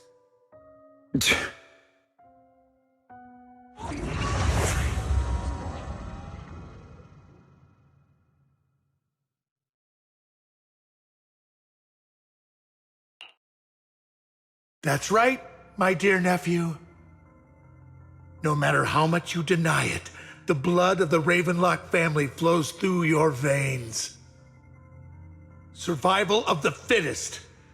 Only the strongest deserve to live. Only the strongest deserve to rule. This is the path of success that has led the Ravenlock family to victory countless times. A blessing and a curse etched into your flesh and blood.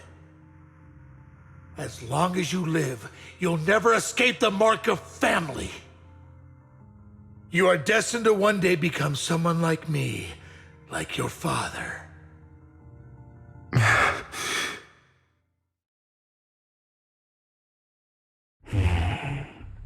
Is that fear I sense? I can see you trembling. Why does the Ravenlock bloodline terrify you so? I won't become like my father. Never. You won't become a failure like him. So relax. Our power eclipses him, and so does our ambition. So, do not deny your own desires. Do not resist your own ambition. This is the talent you were born with. The best gift fate has ever given you. Admit it. Deep within your heart lies a spark, yearning to ignite a raging inferno that will burn everything down. And I am that spark.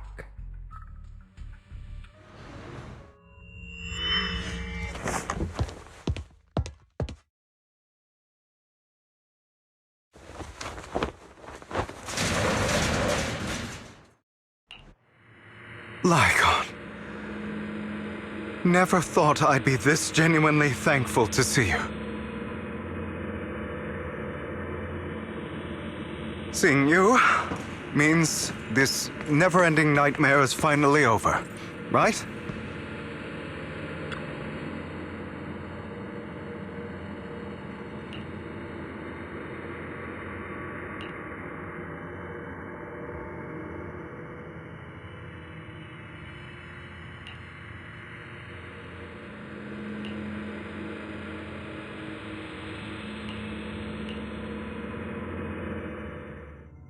I don't want to hear something like that from you.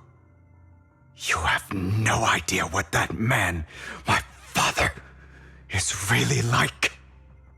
A person who stops at nothing for their own interests and ambitions. Just like what you're doing right now. And what do you think I'm doing this for? All of this was part of your plan. You knew where the Ravenlock family was going to be, so you set Mockingbird's target there. To seek revenge, you plotted to assassinate your own father, but he was too vigilant, and you failed. After almost being assassinated, your father was furious and locked everyone in the hall, but was unable to find the assassin. And what a coincidence that a hollow disaster just occurred in the vicinity. So he used it to eliminate all the unfamiliar faces there, turning them into victims of the hollow, an easy feat for the Ravenlock family. So, the one who killed innocents was my father, not me. You knew what choice an extremist like him would make, and you used the chaos to once again attempt an assassination. This time you succeeded. You killed your own father at the cost of innocent lives. Admit it, Hugo. You don't care about anyone else. The only thing you care about is your revenge. How is that any different from your father? Enough. I'm tired. I may hate him for betraying me, but he wouldn't say something like that. What? You aren't Lycon. You're the other me, hidden deep within my heart.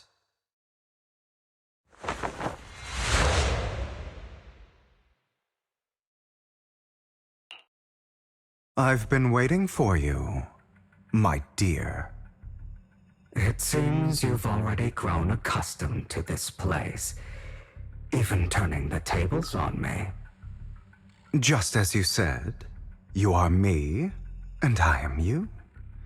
There's no such thing as having an advantage over oneself. We are ultimately one and the same, forever inseparable. Then you should know what I want to say. When you and Lycon split, you didn't even try to clear up the misunderstanding, didn't deny or argue against what he said. Because you realized that deep down, he was right about you. You just hadn't acted on it yet. Some people live only to bring more suffering into this world. Sometimes, murder is what brings justice back into this world.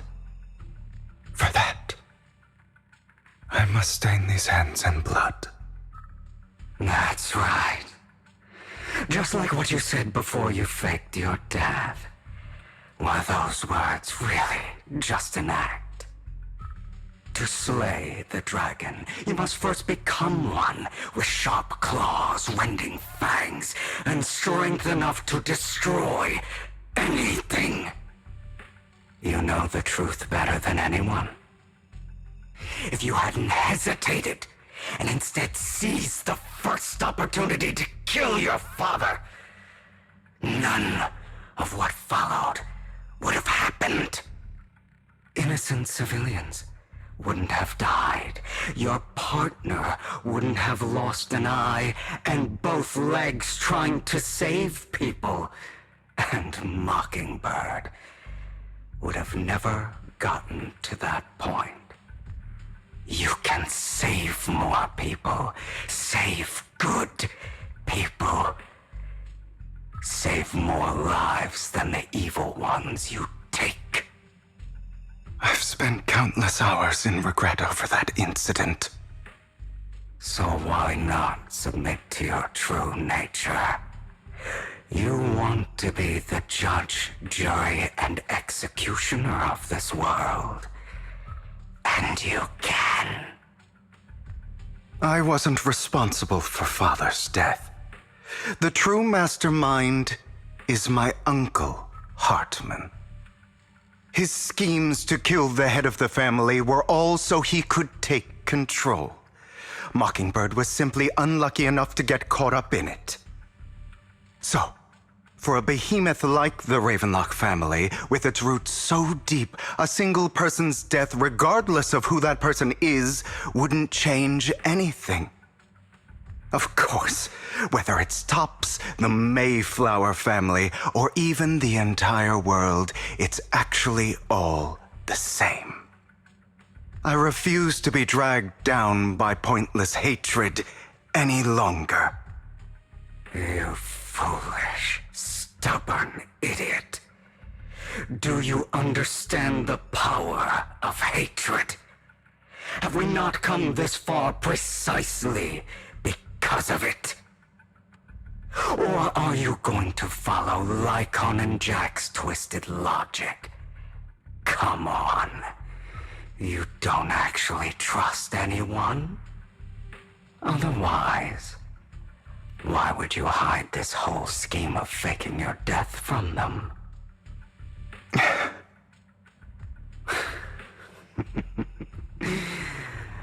You've built an impenetrable wall around your heart, keeping everyone out. Of course you are right to do so. No one in this world can be trusted. Always, all you'll receive is hatred from your own blood and no love. suspicion from your companions, and betrayal that comes all too easily. But the most ridiculous thing is that you want them to trust you. You stay silent and long for them to notice your suffering. You yearn for your companion's understanding and trust. Idiot. That's why you are incapable of exploiting them for your own ends. You care about their safety even more than your own. But remember, only the weak need companions. And we are children born from hatred. We are different from them. I will never be like them, and I don't need to be. Come. Let me show you what powers we can wield. But you are me. And I'll never lose to myself.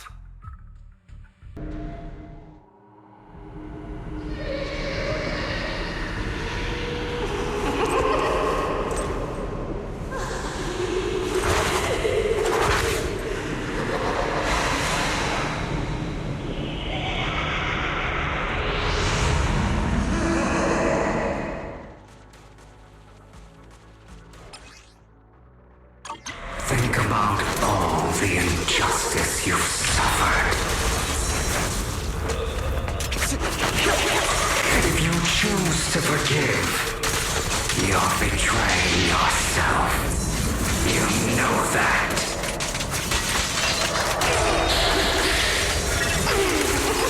Letting you consume me would be the real betrayal to myself.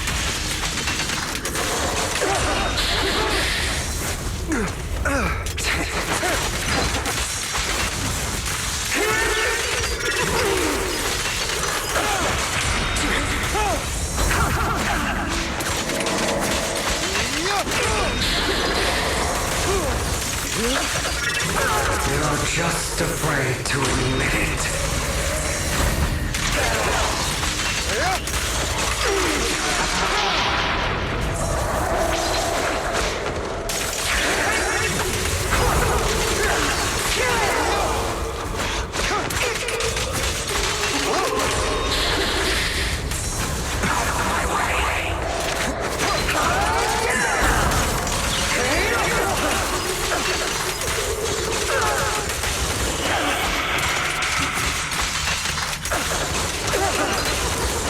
You're too scared to face your true self and what you truly desire.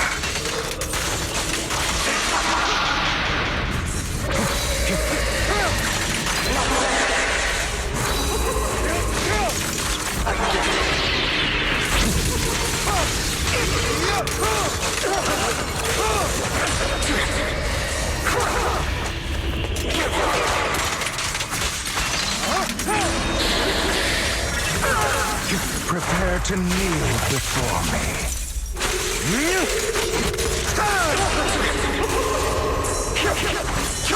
I have you now.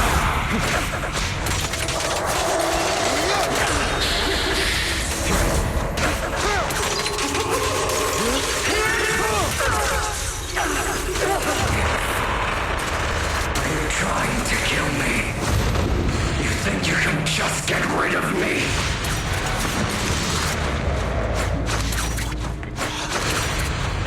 Without me, you are nothing. For what it's worth, thank you. Don't be afraid. You and I are inseparable. You're part of me, just as I am part of you.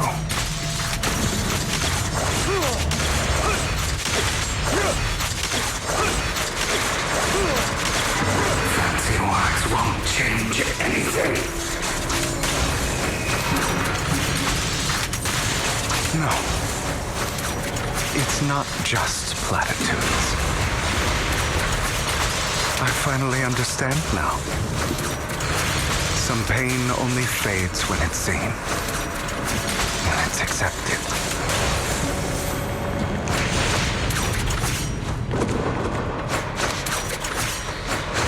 So I won't fight you anymore. I won't hate myself anymore.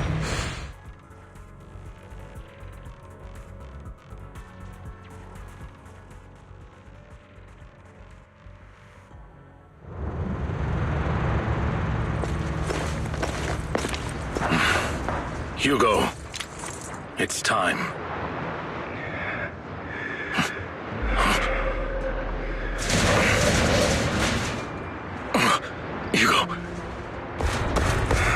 Hugo, you... Did I scare you?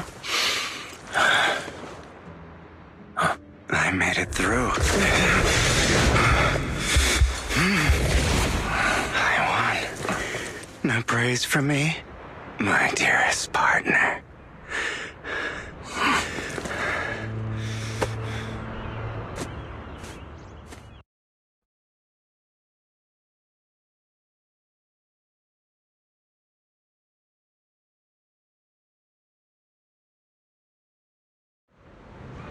This is just like what I saw in my dream. Ah, my former partner. You're still as punctual as ever. Are you sure you're fully recovered? How about we fight, and I'll show you how recovered I am. I refuse to fight someone who is in need of medical attention.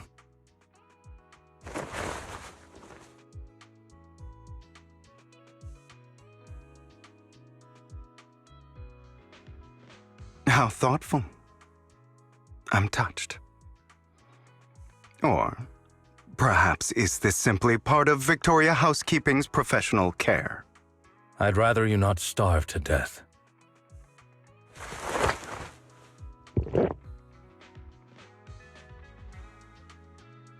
Not to your liking. I'm fairly certain this is the same kind as before. No. I've just gone too long without food. It feels a bit uncomfortable. Either way, thank you. Now tell me, what exactly happened in the warehouse? Just going a bit crazy from...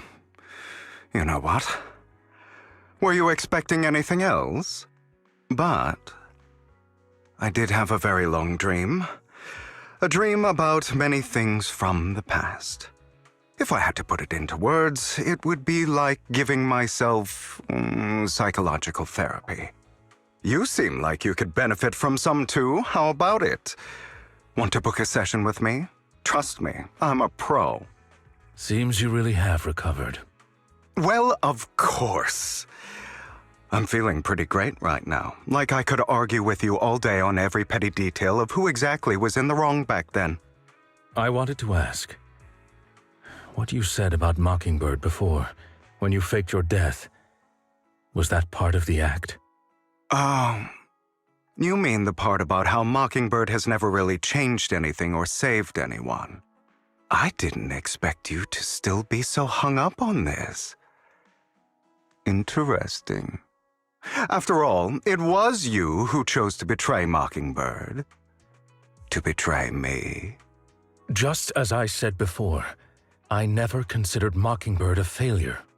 Perhaps Mockingbird deviated from its origins, but it has its value. You shouldn't reject the things you've done. Or Mockingbird. I have contemplated this before.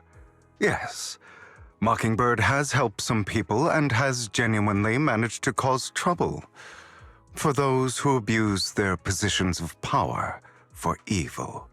Yet those in high positions still possess immense resources, and the people we helped remain destitute and suffering, willing to become slaves to those in power for scraps.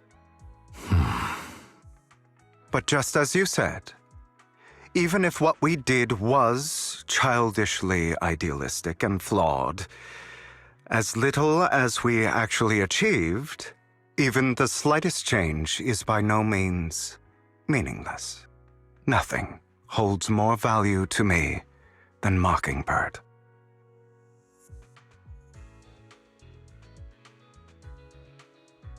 All right, let's catch up later. I still have things to do and need to wrap up my plan. I thought you would rest up first. As much as I would prefer that. My dear uncle and the Exaltus fanatics likely would not give me such an opportunity. If all has gone to plan, the fish will have taken the bait already. And if everything goes very well, I'll soon have solid evidence of the Ravenlock family's crimes. Well then, thank you for your assistance, former partner. Let's part ways here. I'll go with you. Lycon, surely you don't think that because I just recovered, I'm too weak to deal with those useless fools. Hartman's actions will disturb the safety of New Eridu. As I serve the mayor, I should intervene. Very well, whatever. Let's go. And don't slow me down.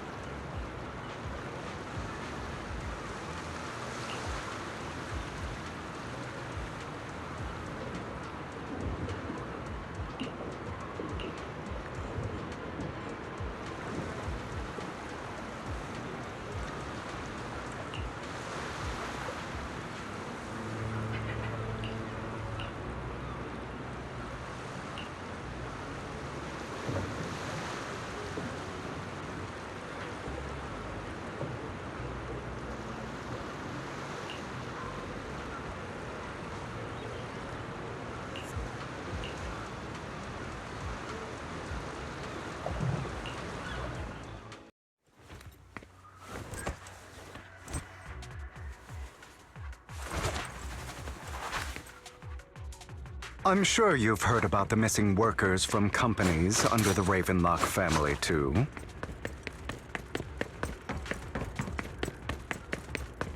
Those are Ravenlock's men. The workers with them are the victims who were tricked into going into the Hollow.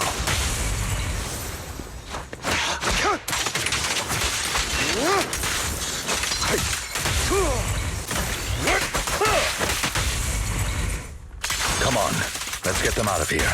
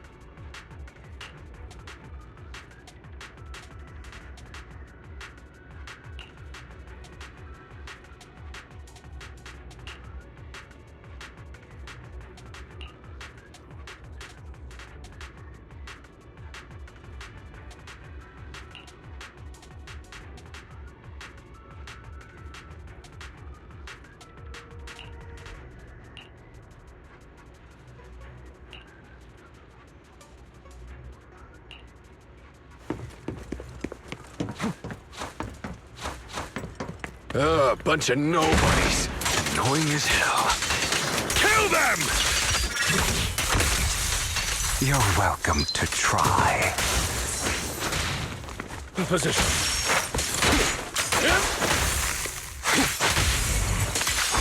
Yep.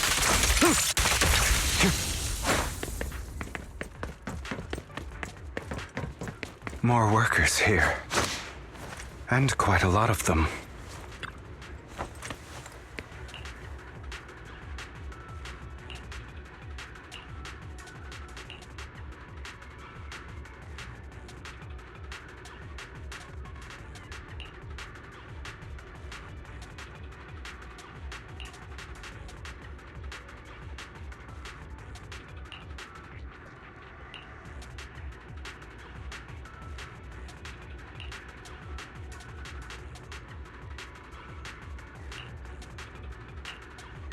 Is Hartman behind this, too?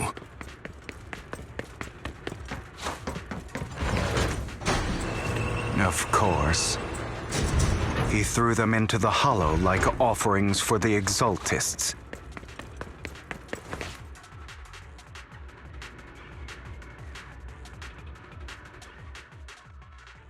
There's more over there. Let's hurry. It's different this time. Don't rush in. I still need more direct evidence to ensure the plan is absolutely foolproof. The compensation you promised, it's all real, right? All we have to do is follow you into the hollow for some simple tasks, and you'll give us a huge sum of dennies. It sounds real suspicious. Shut your trap. You keep yapping and asking questions. If this is all so suspicious, why were you so eager to sign up for it? Because I don't have a choice. My daughter was previously caught in the hollow disaster and suffered severe corruption. The treatment costs have completely drained our family's savings. So that's why... It's the same for me. A serious illness at a senior age. I need the money. Who would risk taking a job like this unless they were desperate? I'll do it. No matter how suspicious. As long as I can get paid, I'll do anything. Even risk my life!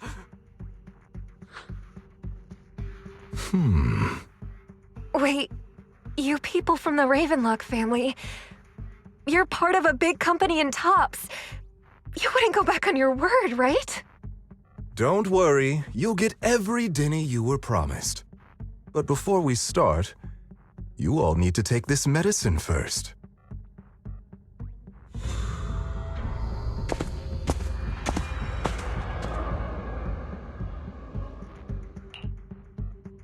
Bro, should we really be doing this already?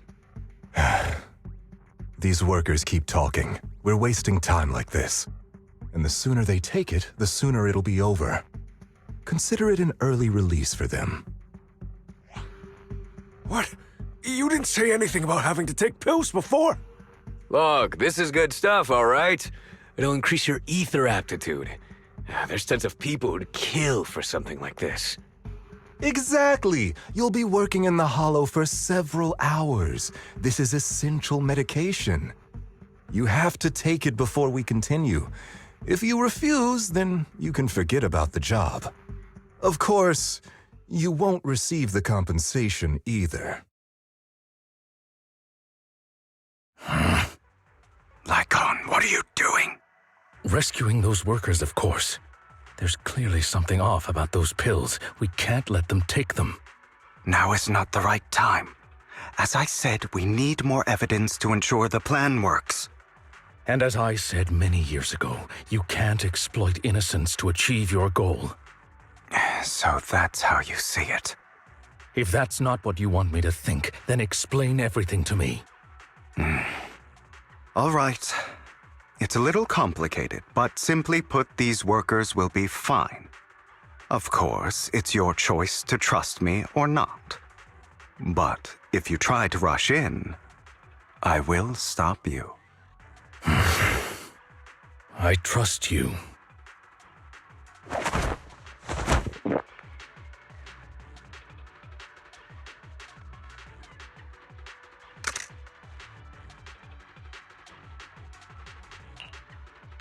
All right. That's the evidence. Now we can go and beat them into the ground as much as you want. Don't forget, you owe me an explanation. Also, don't overdo it and kill them, even if they're the worst of the Ravenlock family. All right, Your Holiness, Saint Lycon. Those were... Who the hell are you? Why don't you take a guess? We're the ones here to stop you.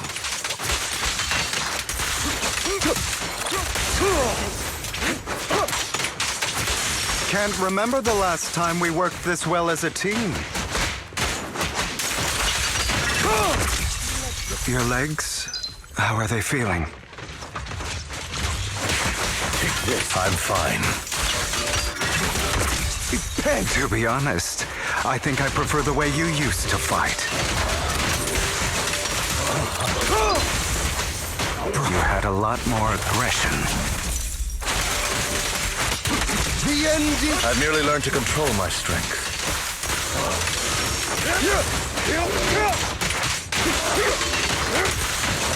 When I need to be aggressive, I will be.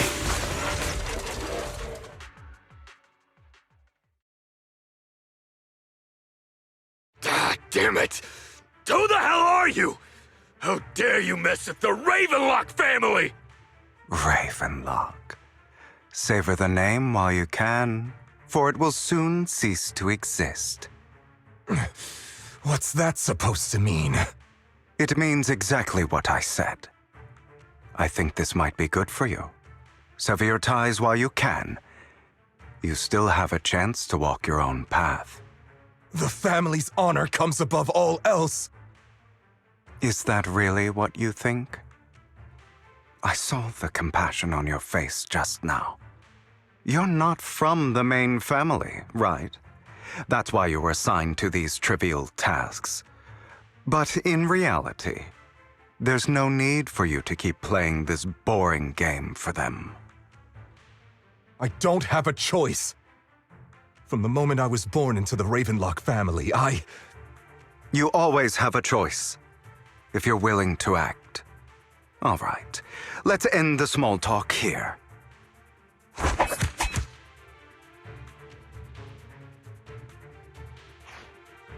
Don't worry, Lycon. I didn't hit them too hard, just enough to keep them quiet. How's that? My acting's pretty good, right? As always, a certain someone should take some lessons from you. I'll leave the rest to you then. Okie dokie.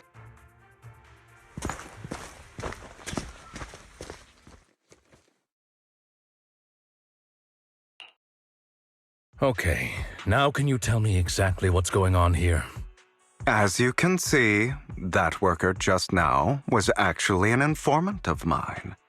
The pills were swapped out with vitamin tablets.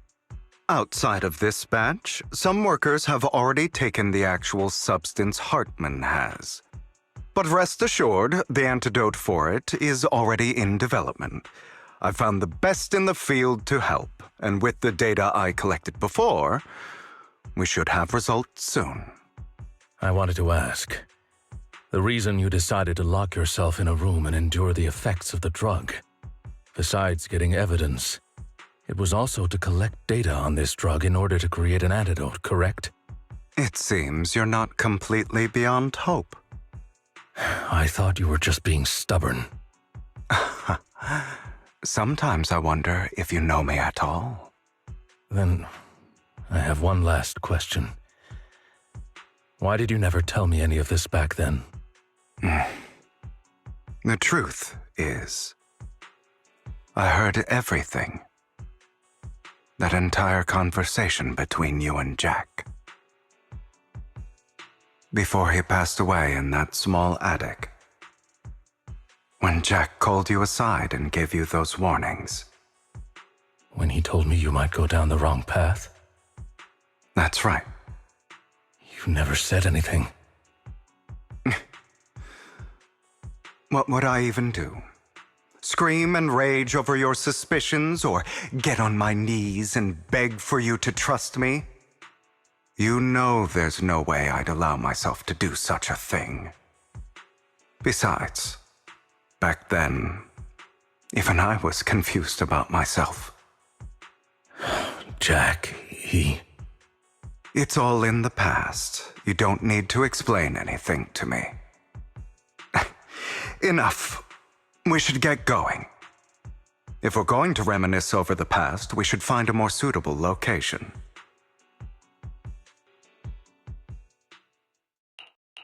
Nikon? That incident back then. I didn't do it. It was a scheme Hartman devised to take over the family. It was Hartman who killed my father, too. I only discovered the truth long after the fact. I did indeed attack my father, and I thought he was dead. But he wasn't. I couldn't kill him. And even before that, if I hadn't hesitated, none of what followed would have happened.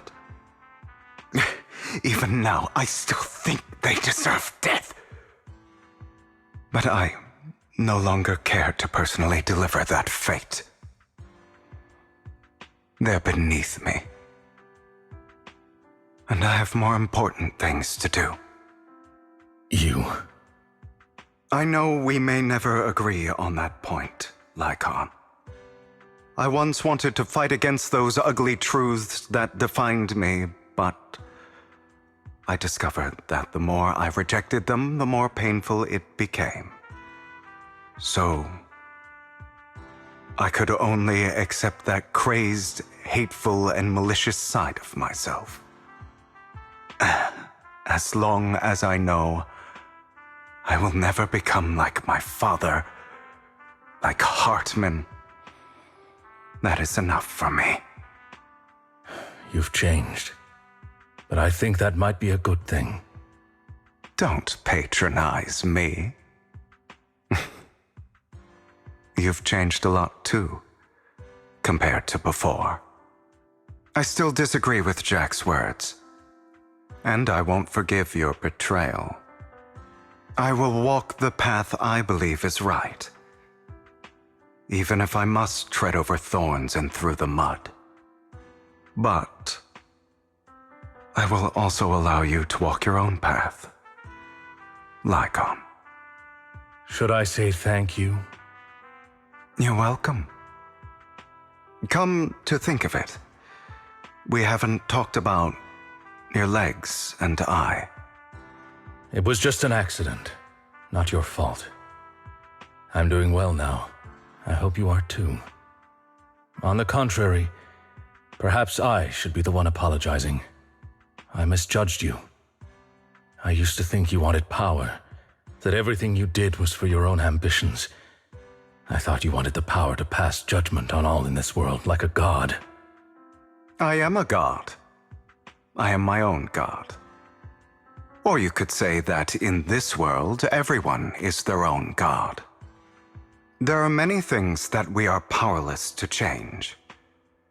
But there are also many choices we can make. Just as I said before, I am the only one who can kill me or save me. I'm glad you think that way. Let's go. I still have one last thing to do.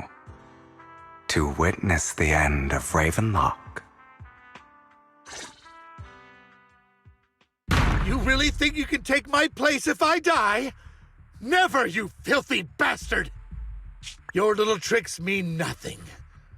As long as the Ravenlock family stands, I can still get back on my feet.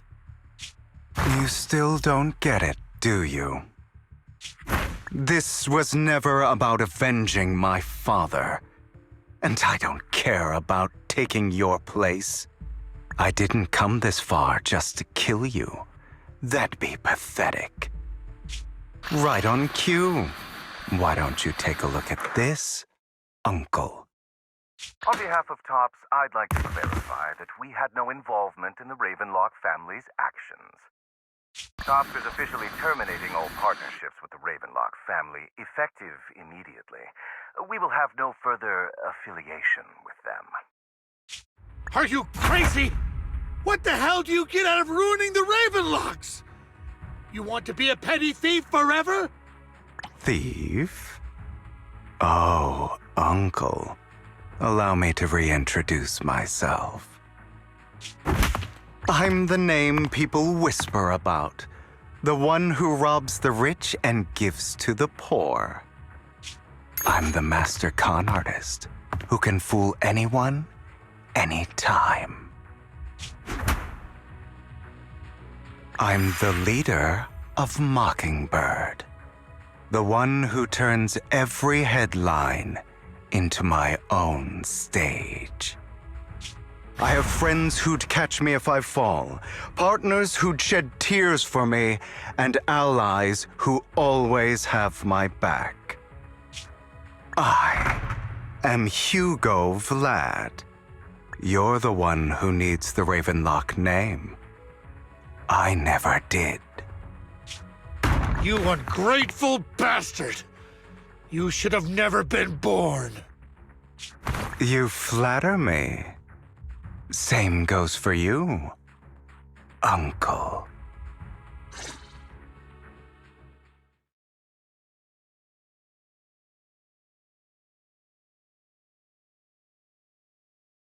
You've done well, Vivian. You had better give me an explanation. And here I thought this would be a touching reunion. What's with all the anger? Hugo, I'm a member of Mockingbird too. And I mourned your death. Listen, Vivian. I don't want you or the people you cherish to get caught up in danger because of me. I've always been selfish, so I don't hesitate to use you all as variables in my plans. But it is because I am selfish that I also don't want my failures to affect my treasured companions. In any case, if you were in the same position, would you not make the same decisions? Lycon's taking care of everything outside. We should go. Also, Belle, thank you. And I'm sorry for the whole act where I threatened you. It was the only way for Hartman to drop his guard against you and leave you be. I, Hugo Vlad, am forever indebted to you.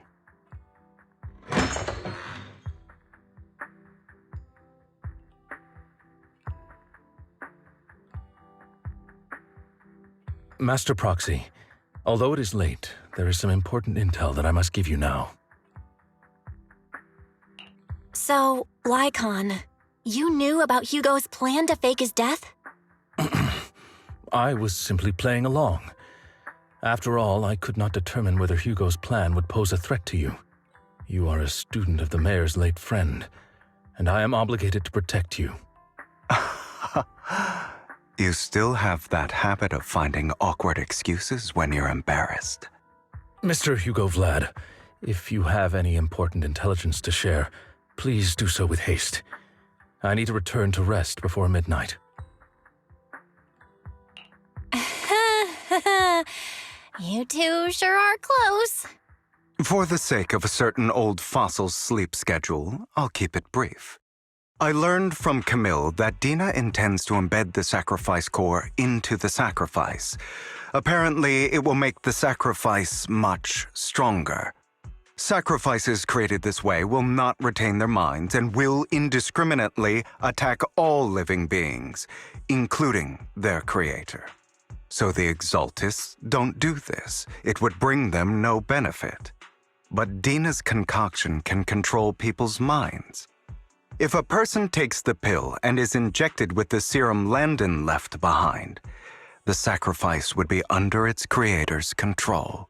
Although the dormant sacrifice has been destroyed, Dina found a batch of that serum her father created and wants to create new sacrifices.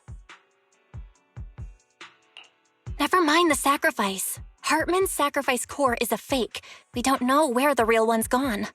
The real core has always been here. Here? In Lord Phaethan's video store? Vivian, do you remember when I suggested you give that collectible to our dear proxy? I remember. But that was just an ordinary pendant. And I've met the person who submitted it. She has absolutely no connection to the Exaltists. How about our dear proxy take out that pendant so we can take a look?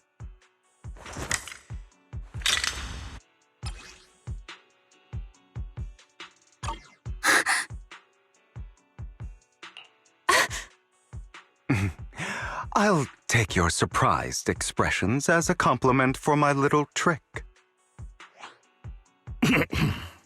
I will hand over this core to the mayor as agreed, since he fulfilled his promise to protect Vivian and the manager while I was pretending to be dead. I won't go back on my promises. No wonder the mayor would promote rhetoric favorable to Mockingbird. I can't believe I thought he was actually being sincere. Since we have the sacrifice core, all we have to do now is stop Dina from using innocent people to make more sacrifices. Yes, and we need to destroy the last batch of Landon's serum. Hopefully with no options left, Dina will give up her obsession. All right, that's the important stuff. I'm going to go and confirm where Landon's serum's been stashed. I'll contact you again once I have something. More of Landon's serum survives than expected. Fortunately, since they're still here, it means Dina hasn't executed the final step of her plan. There is likely a lot more stashed around here, and we have yet to locate the missing people. Our actions here won't go unnoticed. Perhaps they're making plans to deal with us on their side. With Landon and Dina's concoctions combined, she may be capable of creating a sacrifice that obeys her. If it comes to that, this will get far more troublesome. How about we split up? Hugo and Lycon will destroy what remains of the substance around here, and Vivian and I will go search elsewhere. Very well. Let's go with your plan. But be careful if you encounter Dina and her people. According to Camille, she's absolutely obsessed with completing her father's dying wish. Who knows what she may try? Let's part ways here for now. And perhaps the other manager could use Eos to guide us. Sure.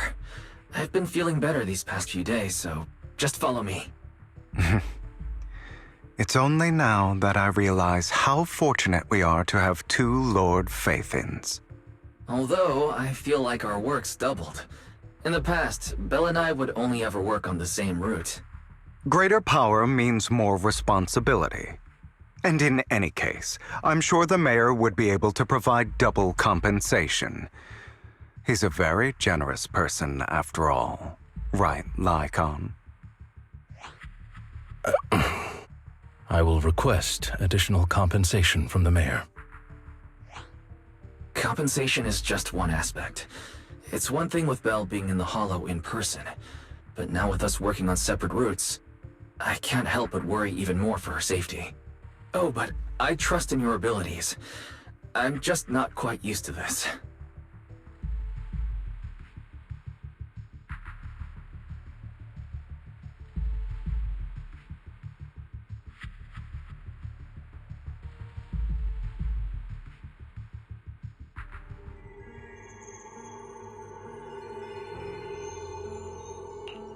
This is the future I saw.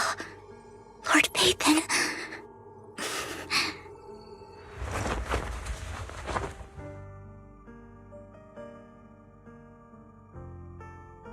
I'm sorry. This time, I will make sure the future I saw does not come to pass. I don't want to bring you misfortune. That's all I wish for.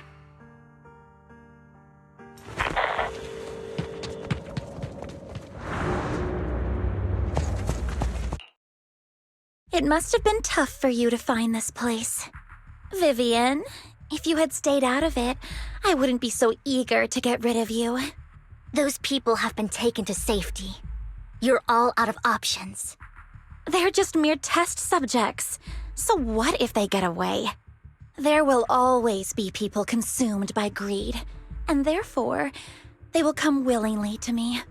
In any case, what are a few sacrifices in comparison to the completion of Father's grand ambition? Dina, you deceived those people. They didn't come willingly to you. You tricked them, just like Landon did back then. Deceived? Father gave hope to those who had everything taken from them by the Hollows. Vivian, you once rejoiced at the hope Father offered you, too.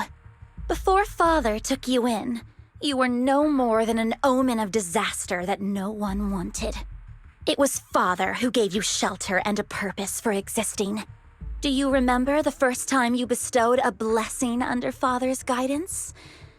How did you feel when that person looked at you with adoration and gratefulness?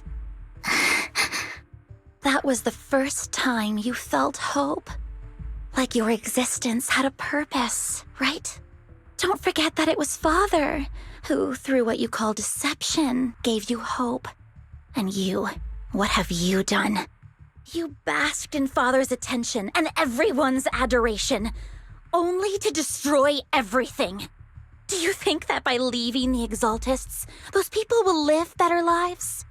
Of course not. Those who suffered under the Hollows will only continue on as walking corpses, without the hope Father gave them. Do you really think you're some sort of savior, Vivian? In the end, you're just an ungrateful brat who brings misfortune to those around her. It was you who destroyed everyone's hope. Not everyone wants to live in false hope, Dina. You say it's because of greed that people willingly become your sacrifices. Perhaps those people aren't entirely virtuous. But that greed is just wanting to live a better life beyond the Hollows. What you and Landon have done was never about giving people hope, but exploiting it. Stop lying to yourself. Deep down, you know what Landon did was cruel. No. Back then, when Landon wanted to inject you with the serum, the fear in your face was as plain as day. I saw it all clearly. If all of this is as righteous as you claim, then why did you make such an expression, Dina? Don't look at me with such pity! Father did nothing wrong. All of this is to make something of the Hollows other than disaster. That's everyone's only hope. Dina, it's not too late to stop. Stop living in this lie. You know what would happen if a sacrifice loses control and escapes the Hollow. It's not the Hollows that are to blame for those people's deaths, but the hope you keep talking about. That will cause more despair and claim more lives. That is merely the necessary sacrifice to accomplish a greater goal. No one deserves to be a sacrifice. Your hypocritical magnanimity disgusts me. I can always go and get more test subjects if they've escaped. And I will be able to replicate Father's serum with enough time. With you gone, I'll be able to complete Father's gift to the Creator and fulfill his last wish. Camille, release the failed subjects. Lady Dina. Camille, are you going to do what you did before? You keep saying you'll follow the creator, but it's all lies. Lady Dina, the Hollows took my family from me. I understand that there's no way to get back what I've lost. It was Lord Landon who told me that the Creator would guide me. One day, Hollows will no longer be disasters. Everyone will be able to survive inside them. I look forward to the day when this hope becomes reality. I watched you grow up, and I know that you've always looked up to your father. He gives you hope, and I destroyed that hope with my own hands. I know the pain of loss, so I've always felt guilty. I want to atone for the hope I destroyed.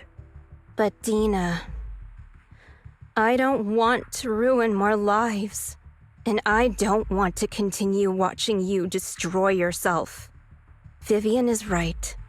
Not everyone wants to live in false hope. So, please, stop. Camille, are you abandoning me too? I'm not abandoning you. I just don't want to see you go past the point of no return. The point of no return? I passed that point ages ago. No, Dina. You can still turn back. I'll be your way back. Where are you going, Camille? I made a deal with Hugo and the mayor. If someone needs to take the fall for this, let it be me. I did it. All of it. I've been forcing Landon's only daughter, Dina, to research how to create sacrifices. I colluded with the Ravenlock family for my own gain. Everything Dina did was under duress. Since I've kept her captive for so long, she doesn't have the skills to survive as an independent member of society. She'll need a caretaker and teacher. Someone who will look after her and educate her. No! I refuse, Camille! I refuse to accept this! Dina, I'm going to dispose of those failed subjects. I won't allow it! You'll die! I won't allow it! You can't leave me. I command you! You've always followed my orders, and you will follow them now! It wasn't your orders that I've been following. My younger sister, who was stolen from me by the Hollows, also had such beautiful red hair. When Landon told me the Creator could bring me hope, you were standing there, right behind him. I was certain, then and there, that this was the hope the Creator had given me. Start over, Dina. You still have so long, so much time. You'll make friends, find people who love you, and make many beautiful memories. That's not what I want! Camille, you're not allowed to die! I won't allow it! I won't allow it! Goodbye, Dina. And I'm sorry, Vivian. I'll leave the rest to you.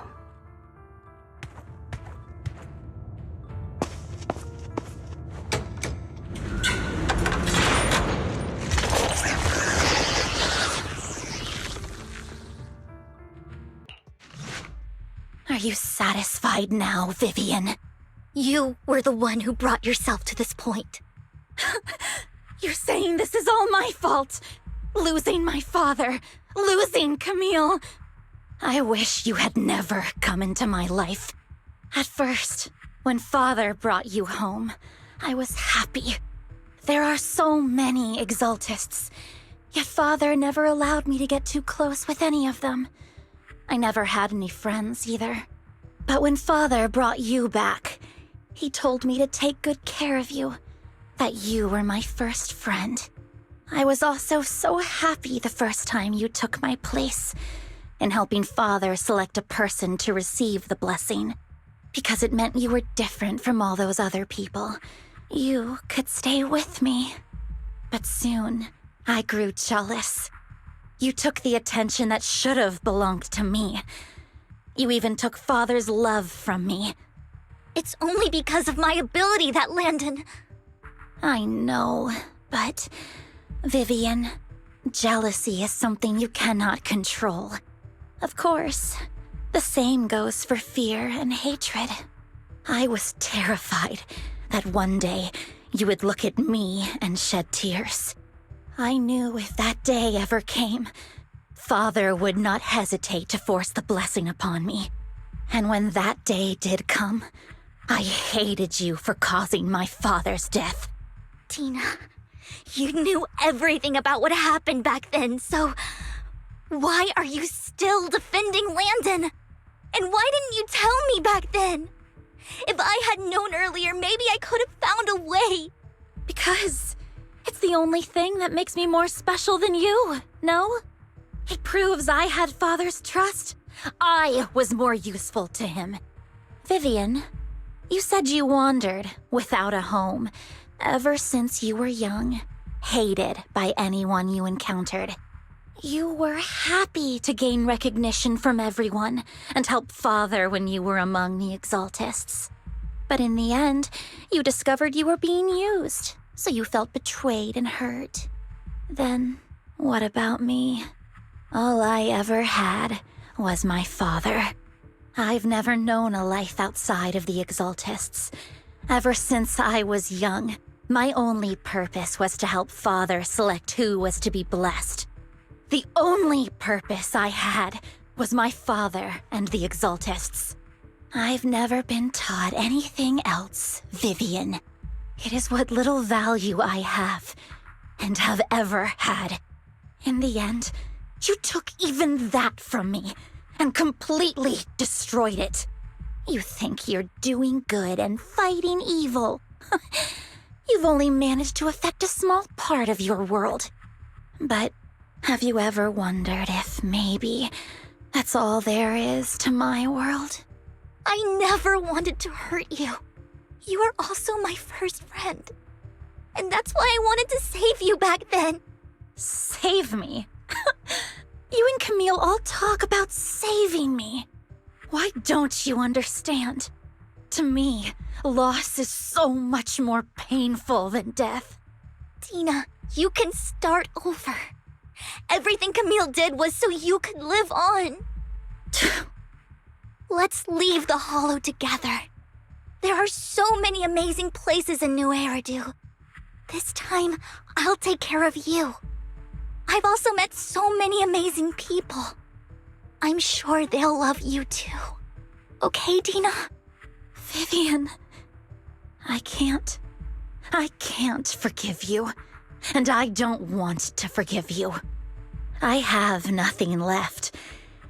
If what little hatred I do still harbor were taken from me, well, I refuse to be so pitiful. I won't apologize, Vivian.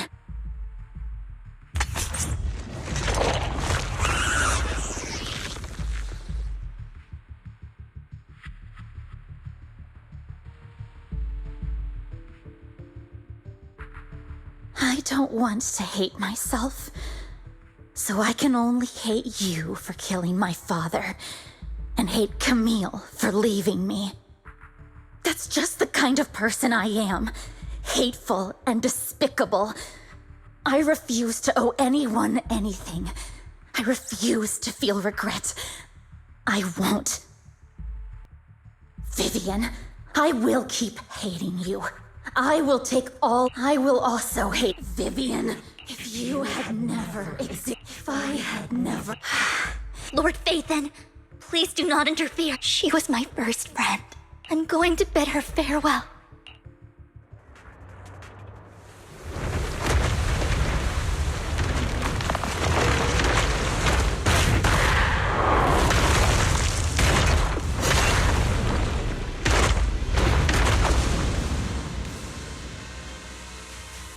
Tina, soon the pain will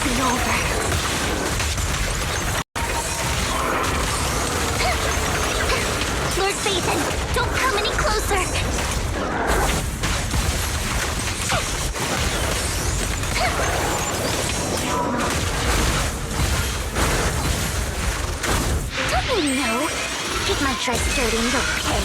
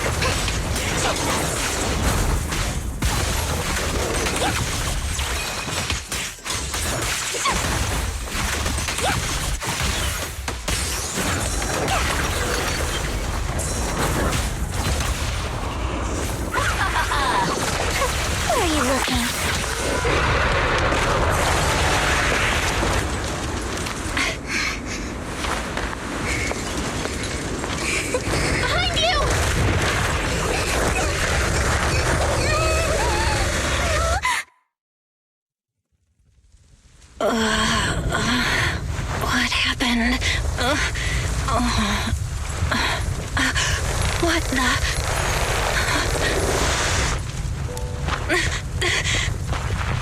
Vivian! Belle, don't come near me.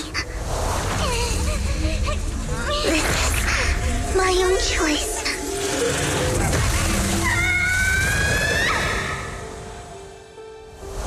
I will change the fate I saw.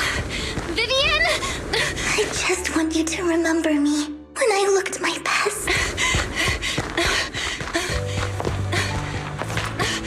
Vivian! Vivian, your body. I'm sorry you had to see me like this, but I don't want to be the one that only brings misfortune anymore. No, please. No. It's so warm, and the night is beautiful.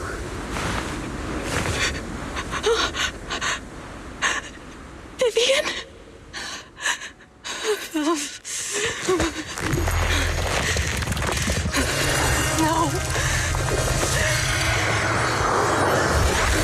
It can't end like this.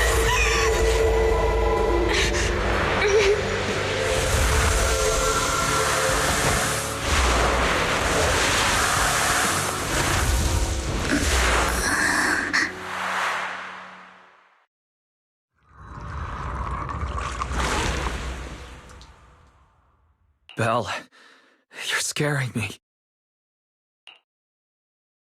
Belle, I'm so glad you're awake.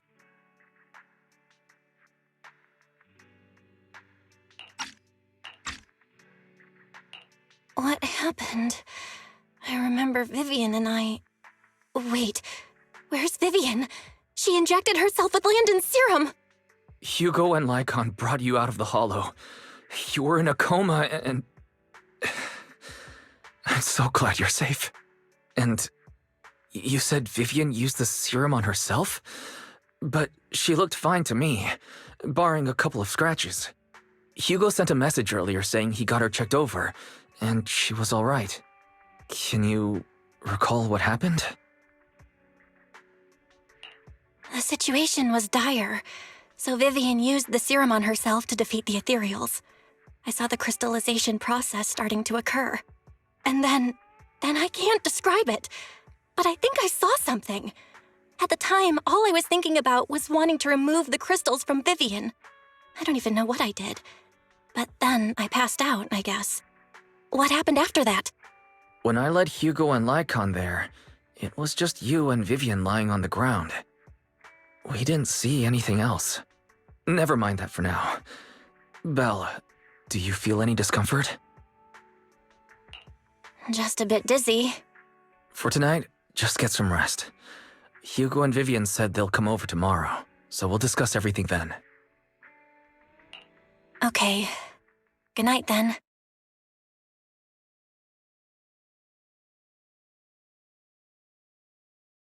Lord Phaethon! How are you feeling? No headaches? Leg pains? Heart palpitations? Loss of appetite? Vivian? I was just so worried. Sorry. Anyway, Lord Phaethon, I'm so glad you're okay. What happened this time was all my fault. You only became an ethereal to defeat Dina. If it weren't for you, neither of us would have made it out alive. So, what happened? Belle said she saw the crystallization process start. But I didn't see anything through EOS. Hugo, Lycon, did either of you guys see anything strange? Allow me to explain. Miss Vivian told us what happened after she awoke, and the mayor arranged a full medical checkup for her. Based on the results, Miss Vivian indeed shows mild corruption sequelae. But if the crystallization process had already started, the lingering effects should be far more severe.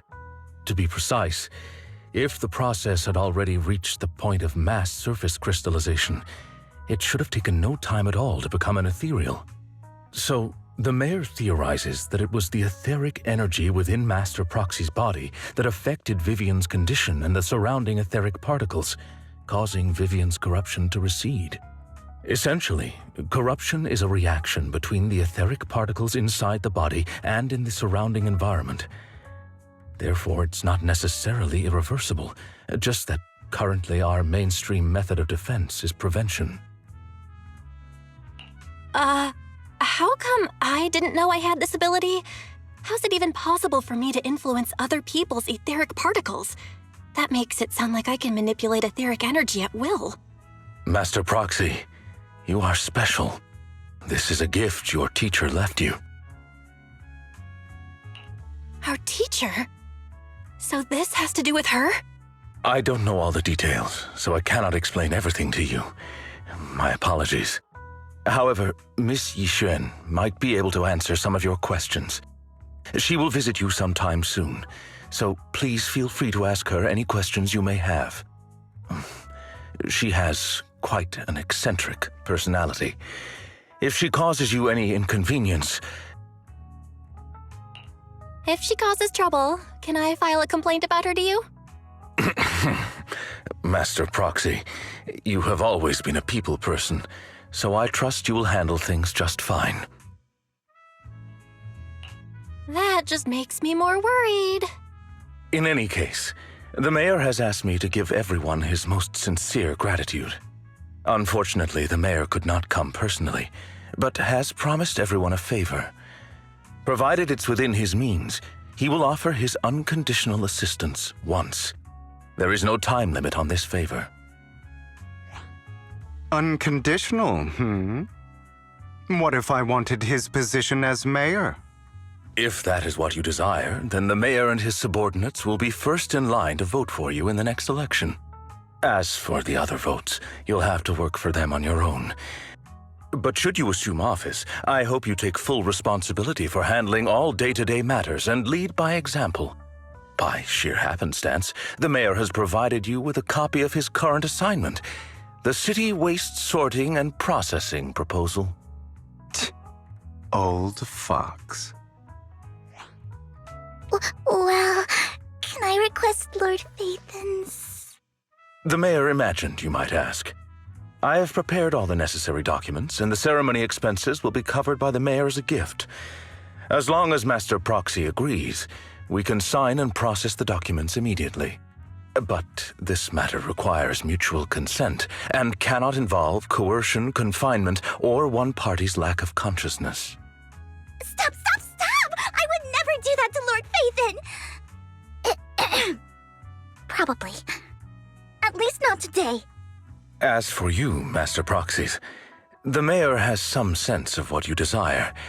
That said, he hopes you might speak with Miss Yixuan first before you decide the timing of that favor.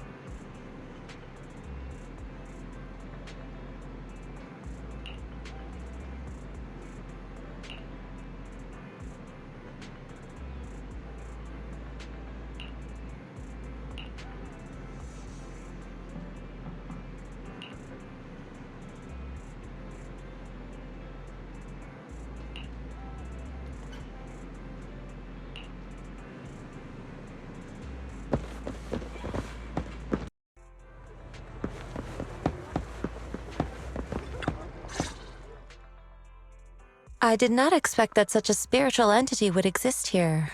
It appears this street is a geomantic gem. A spiritual entity? His name is Howl, and I guess you could say he's a neighbor of mine. Is there something special about him? No, I was simply a bit surprised. It's rare to find such an intelligent individual of this breed. Even huskies can be really smart. Howl is proof. You're right. Yet, being overly intelligent comes at a price. It must stay here for prolonged periods of time, parted from its owner and unable to move about freely. Both a blessing and a curse. However, it seems quite happy. We've strayed a bit off topic. Since you're back, let's discuss our partnership.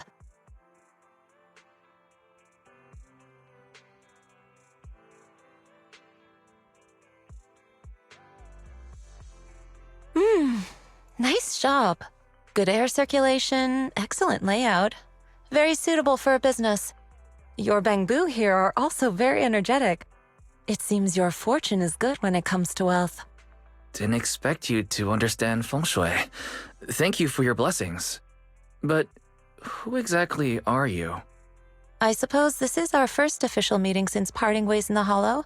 Now that both of you are present, allow me to reintroduce myself. My name is Yixuan, a mystic from Yunquei Summit. Wait, mystic? Like those people in movies who can tell your fortune and go around blessing people? This is my first time meeting one in real life. But what's Unik Summit? Just an ordinary sect of the mystic arts. Our disciples travel all across New Eridu and sometimes collaborate with authorities. Currently, I'm affiliated with the Hollow Investigative Association. Right now, however, I'm here to discuss a partnership in the name of the Mayflowers. So, what sort of partnership are we talking about? I have reviewed the documents provided by the Mayflowers. You previously underwent an implant surgery. After recent adjustments, abnormalities occurred. These abnormalities bear resemblance to the craft practiced by us at Unik Summit. If you are willing, I can teach you how to better control your abilities. To better control my abilities. It sounds great, but there's no such thing as a free lunch. Since you're willing to teach us your craft, Shifu, you must want something in return, right? That's right. Mayflower will have you join me for some investigations. Looking at my divination results, this will be a complicated and very likely dangerous matter. He's still going over the details, but should have more information for you soon. You can wait until then to decide.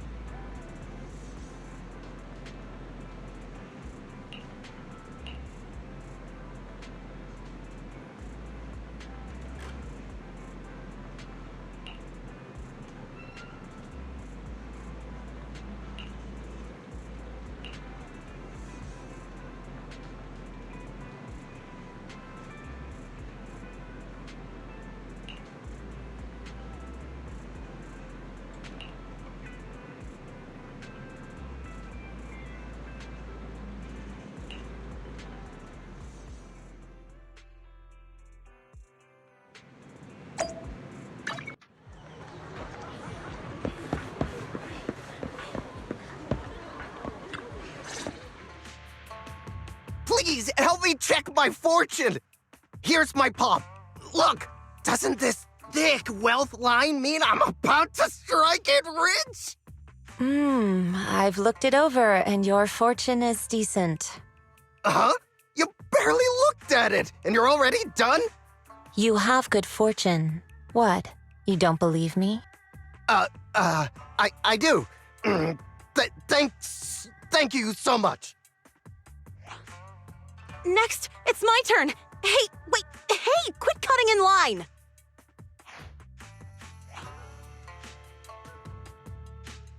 So, this is where you were.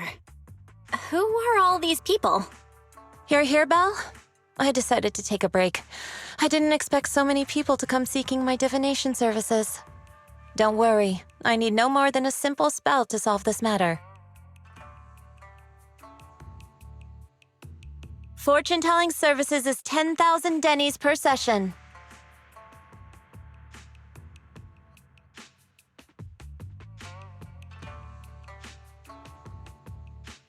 All gone? Good. It seems the Banish Wealth and Desire spell is still effective. Banish wealth and desire? That's a spell? This isn't the kind of craft you said you were going to teach us, is it? Our video store has a business license, and we'd get complaints if we charged unfair rates. Of course not. This is just a trick to deal with trouble. I'll take my time showing you the true craft of Unik Summit. For now, let's find that shop.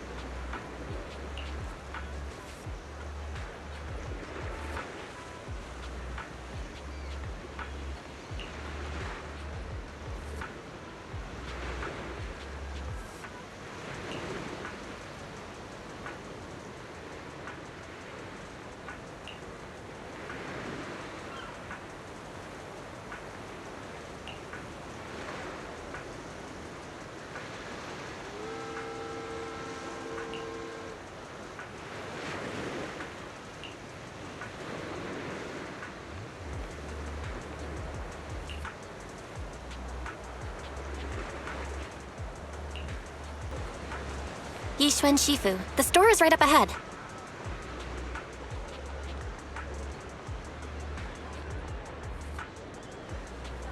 Yes, this is the place.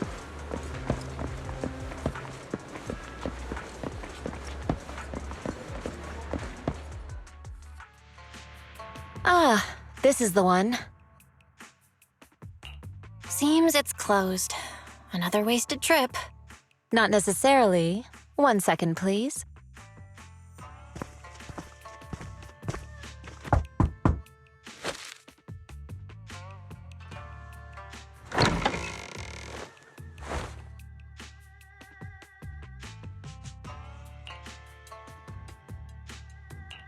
Huh? Is there someone inside? Relax. The boss prefers to do business with people they know. They like their peace and quiet, so they rarely open for customers. I'm an old acquaintance and just wanted to retrieve something. What a strange private business. Shifu, what exactly are you retrieving? Just some things needed for our future investigations. You'll know in time. Really? Shifu, I feel like you're always so mysterious. Rest assured, I'm not hiding anything from you. It's simply because the correct time has not yet arrived, so there is no need to rush. Since we've already obtained what we came for, let's part ways here. There will be plenty of time in the future. We will certainly meet again.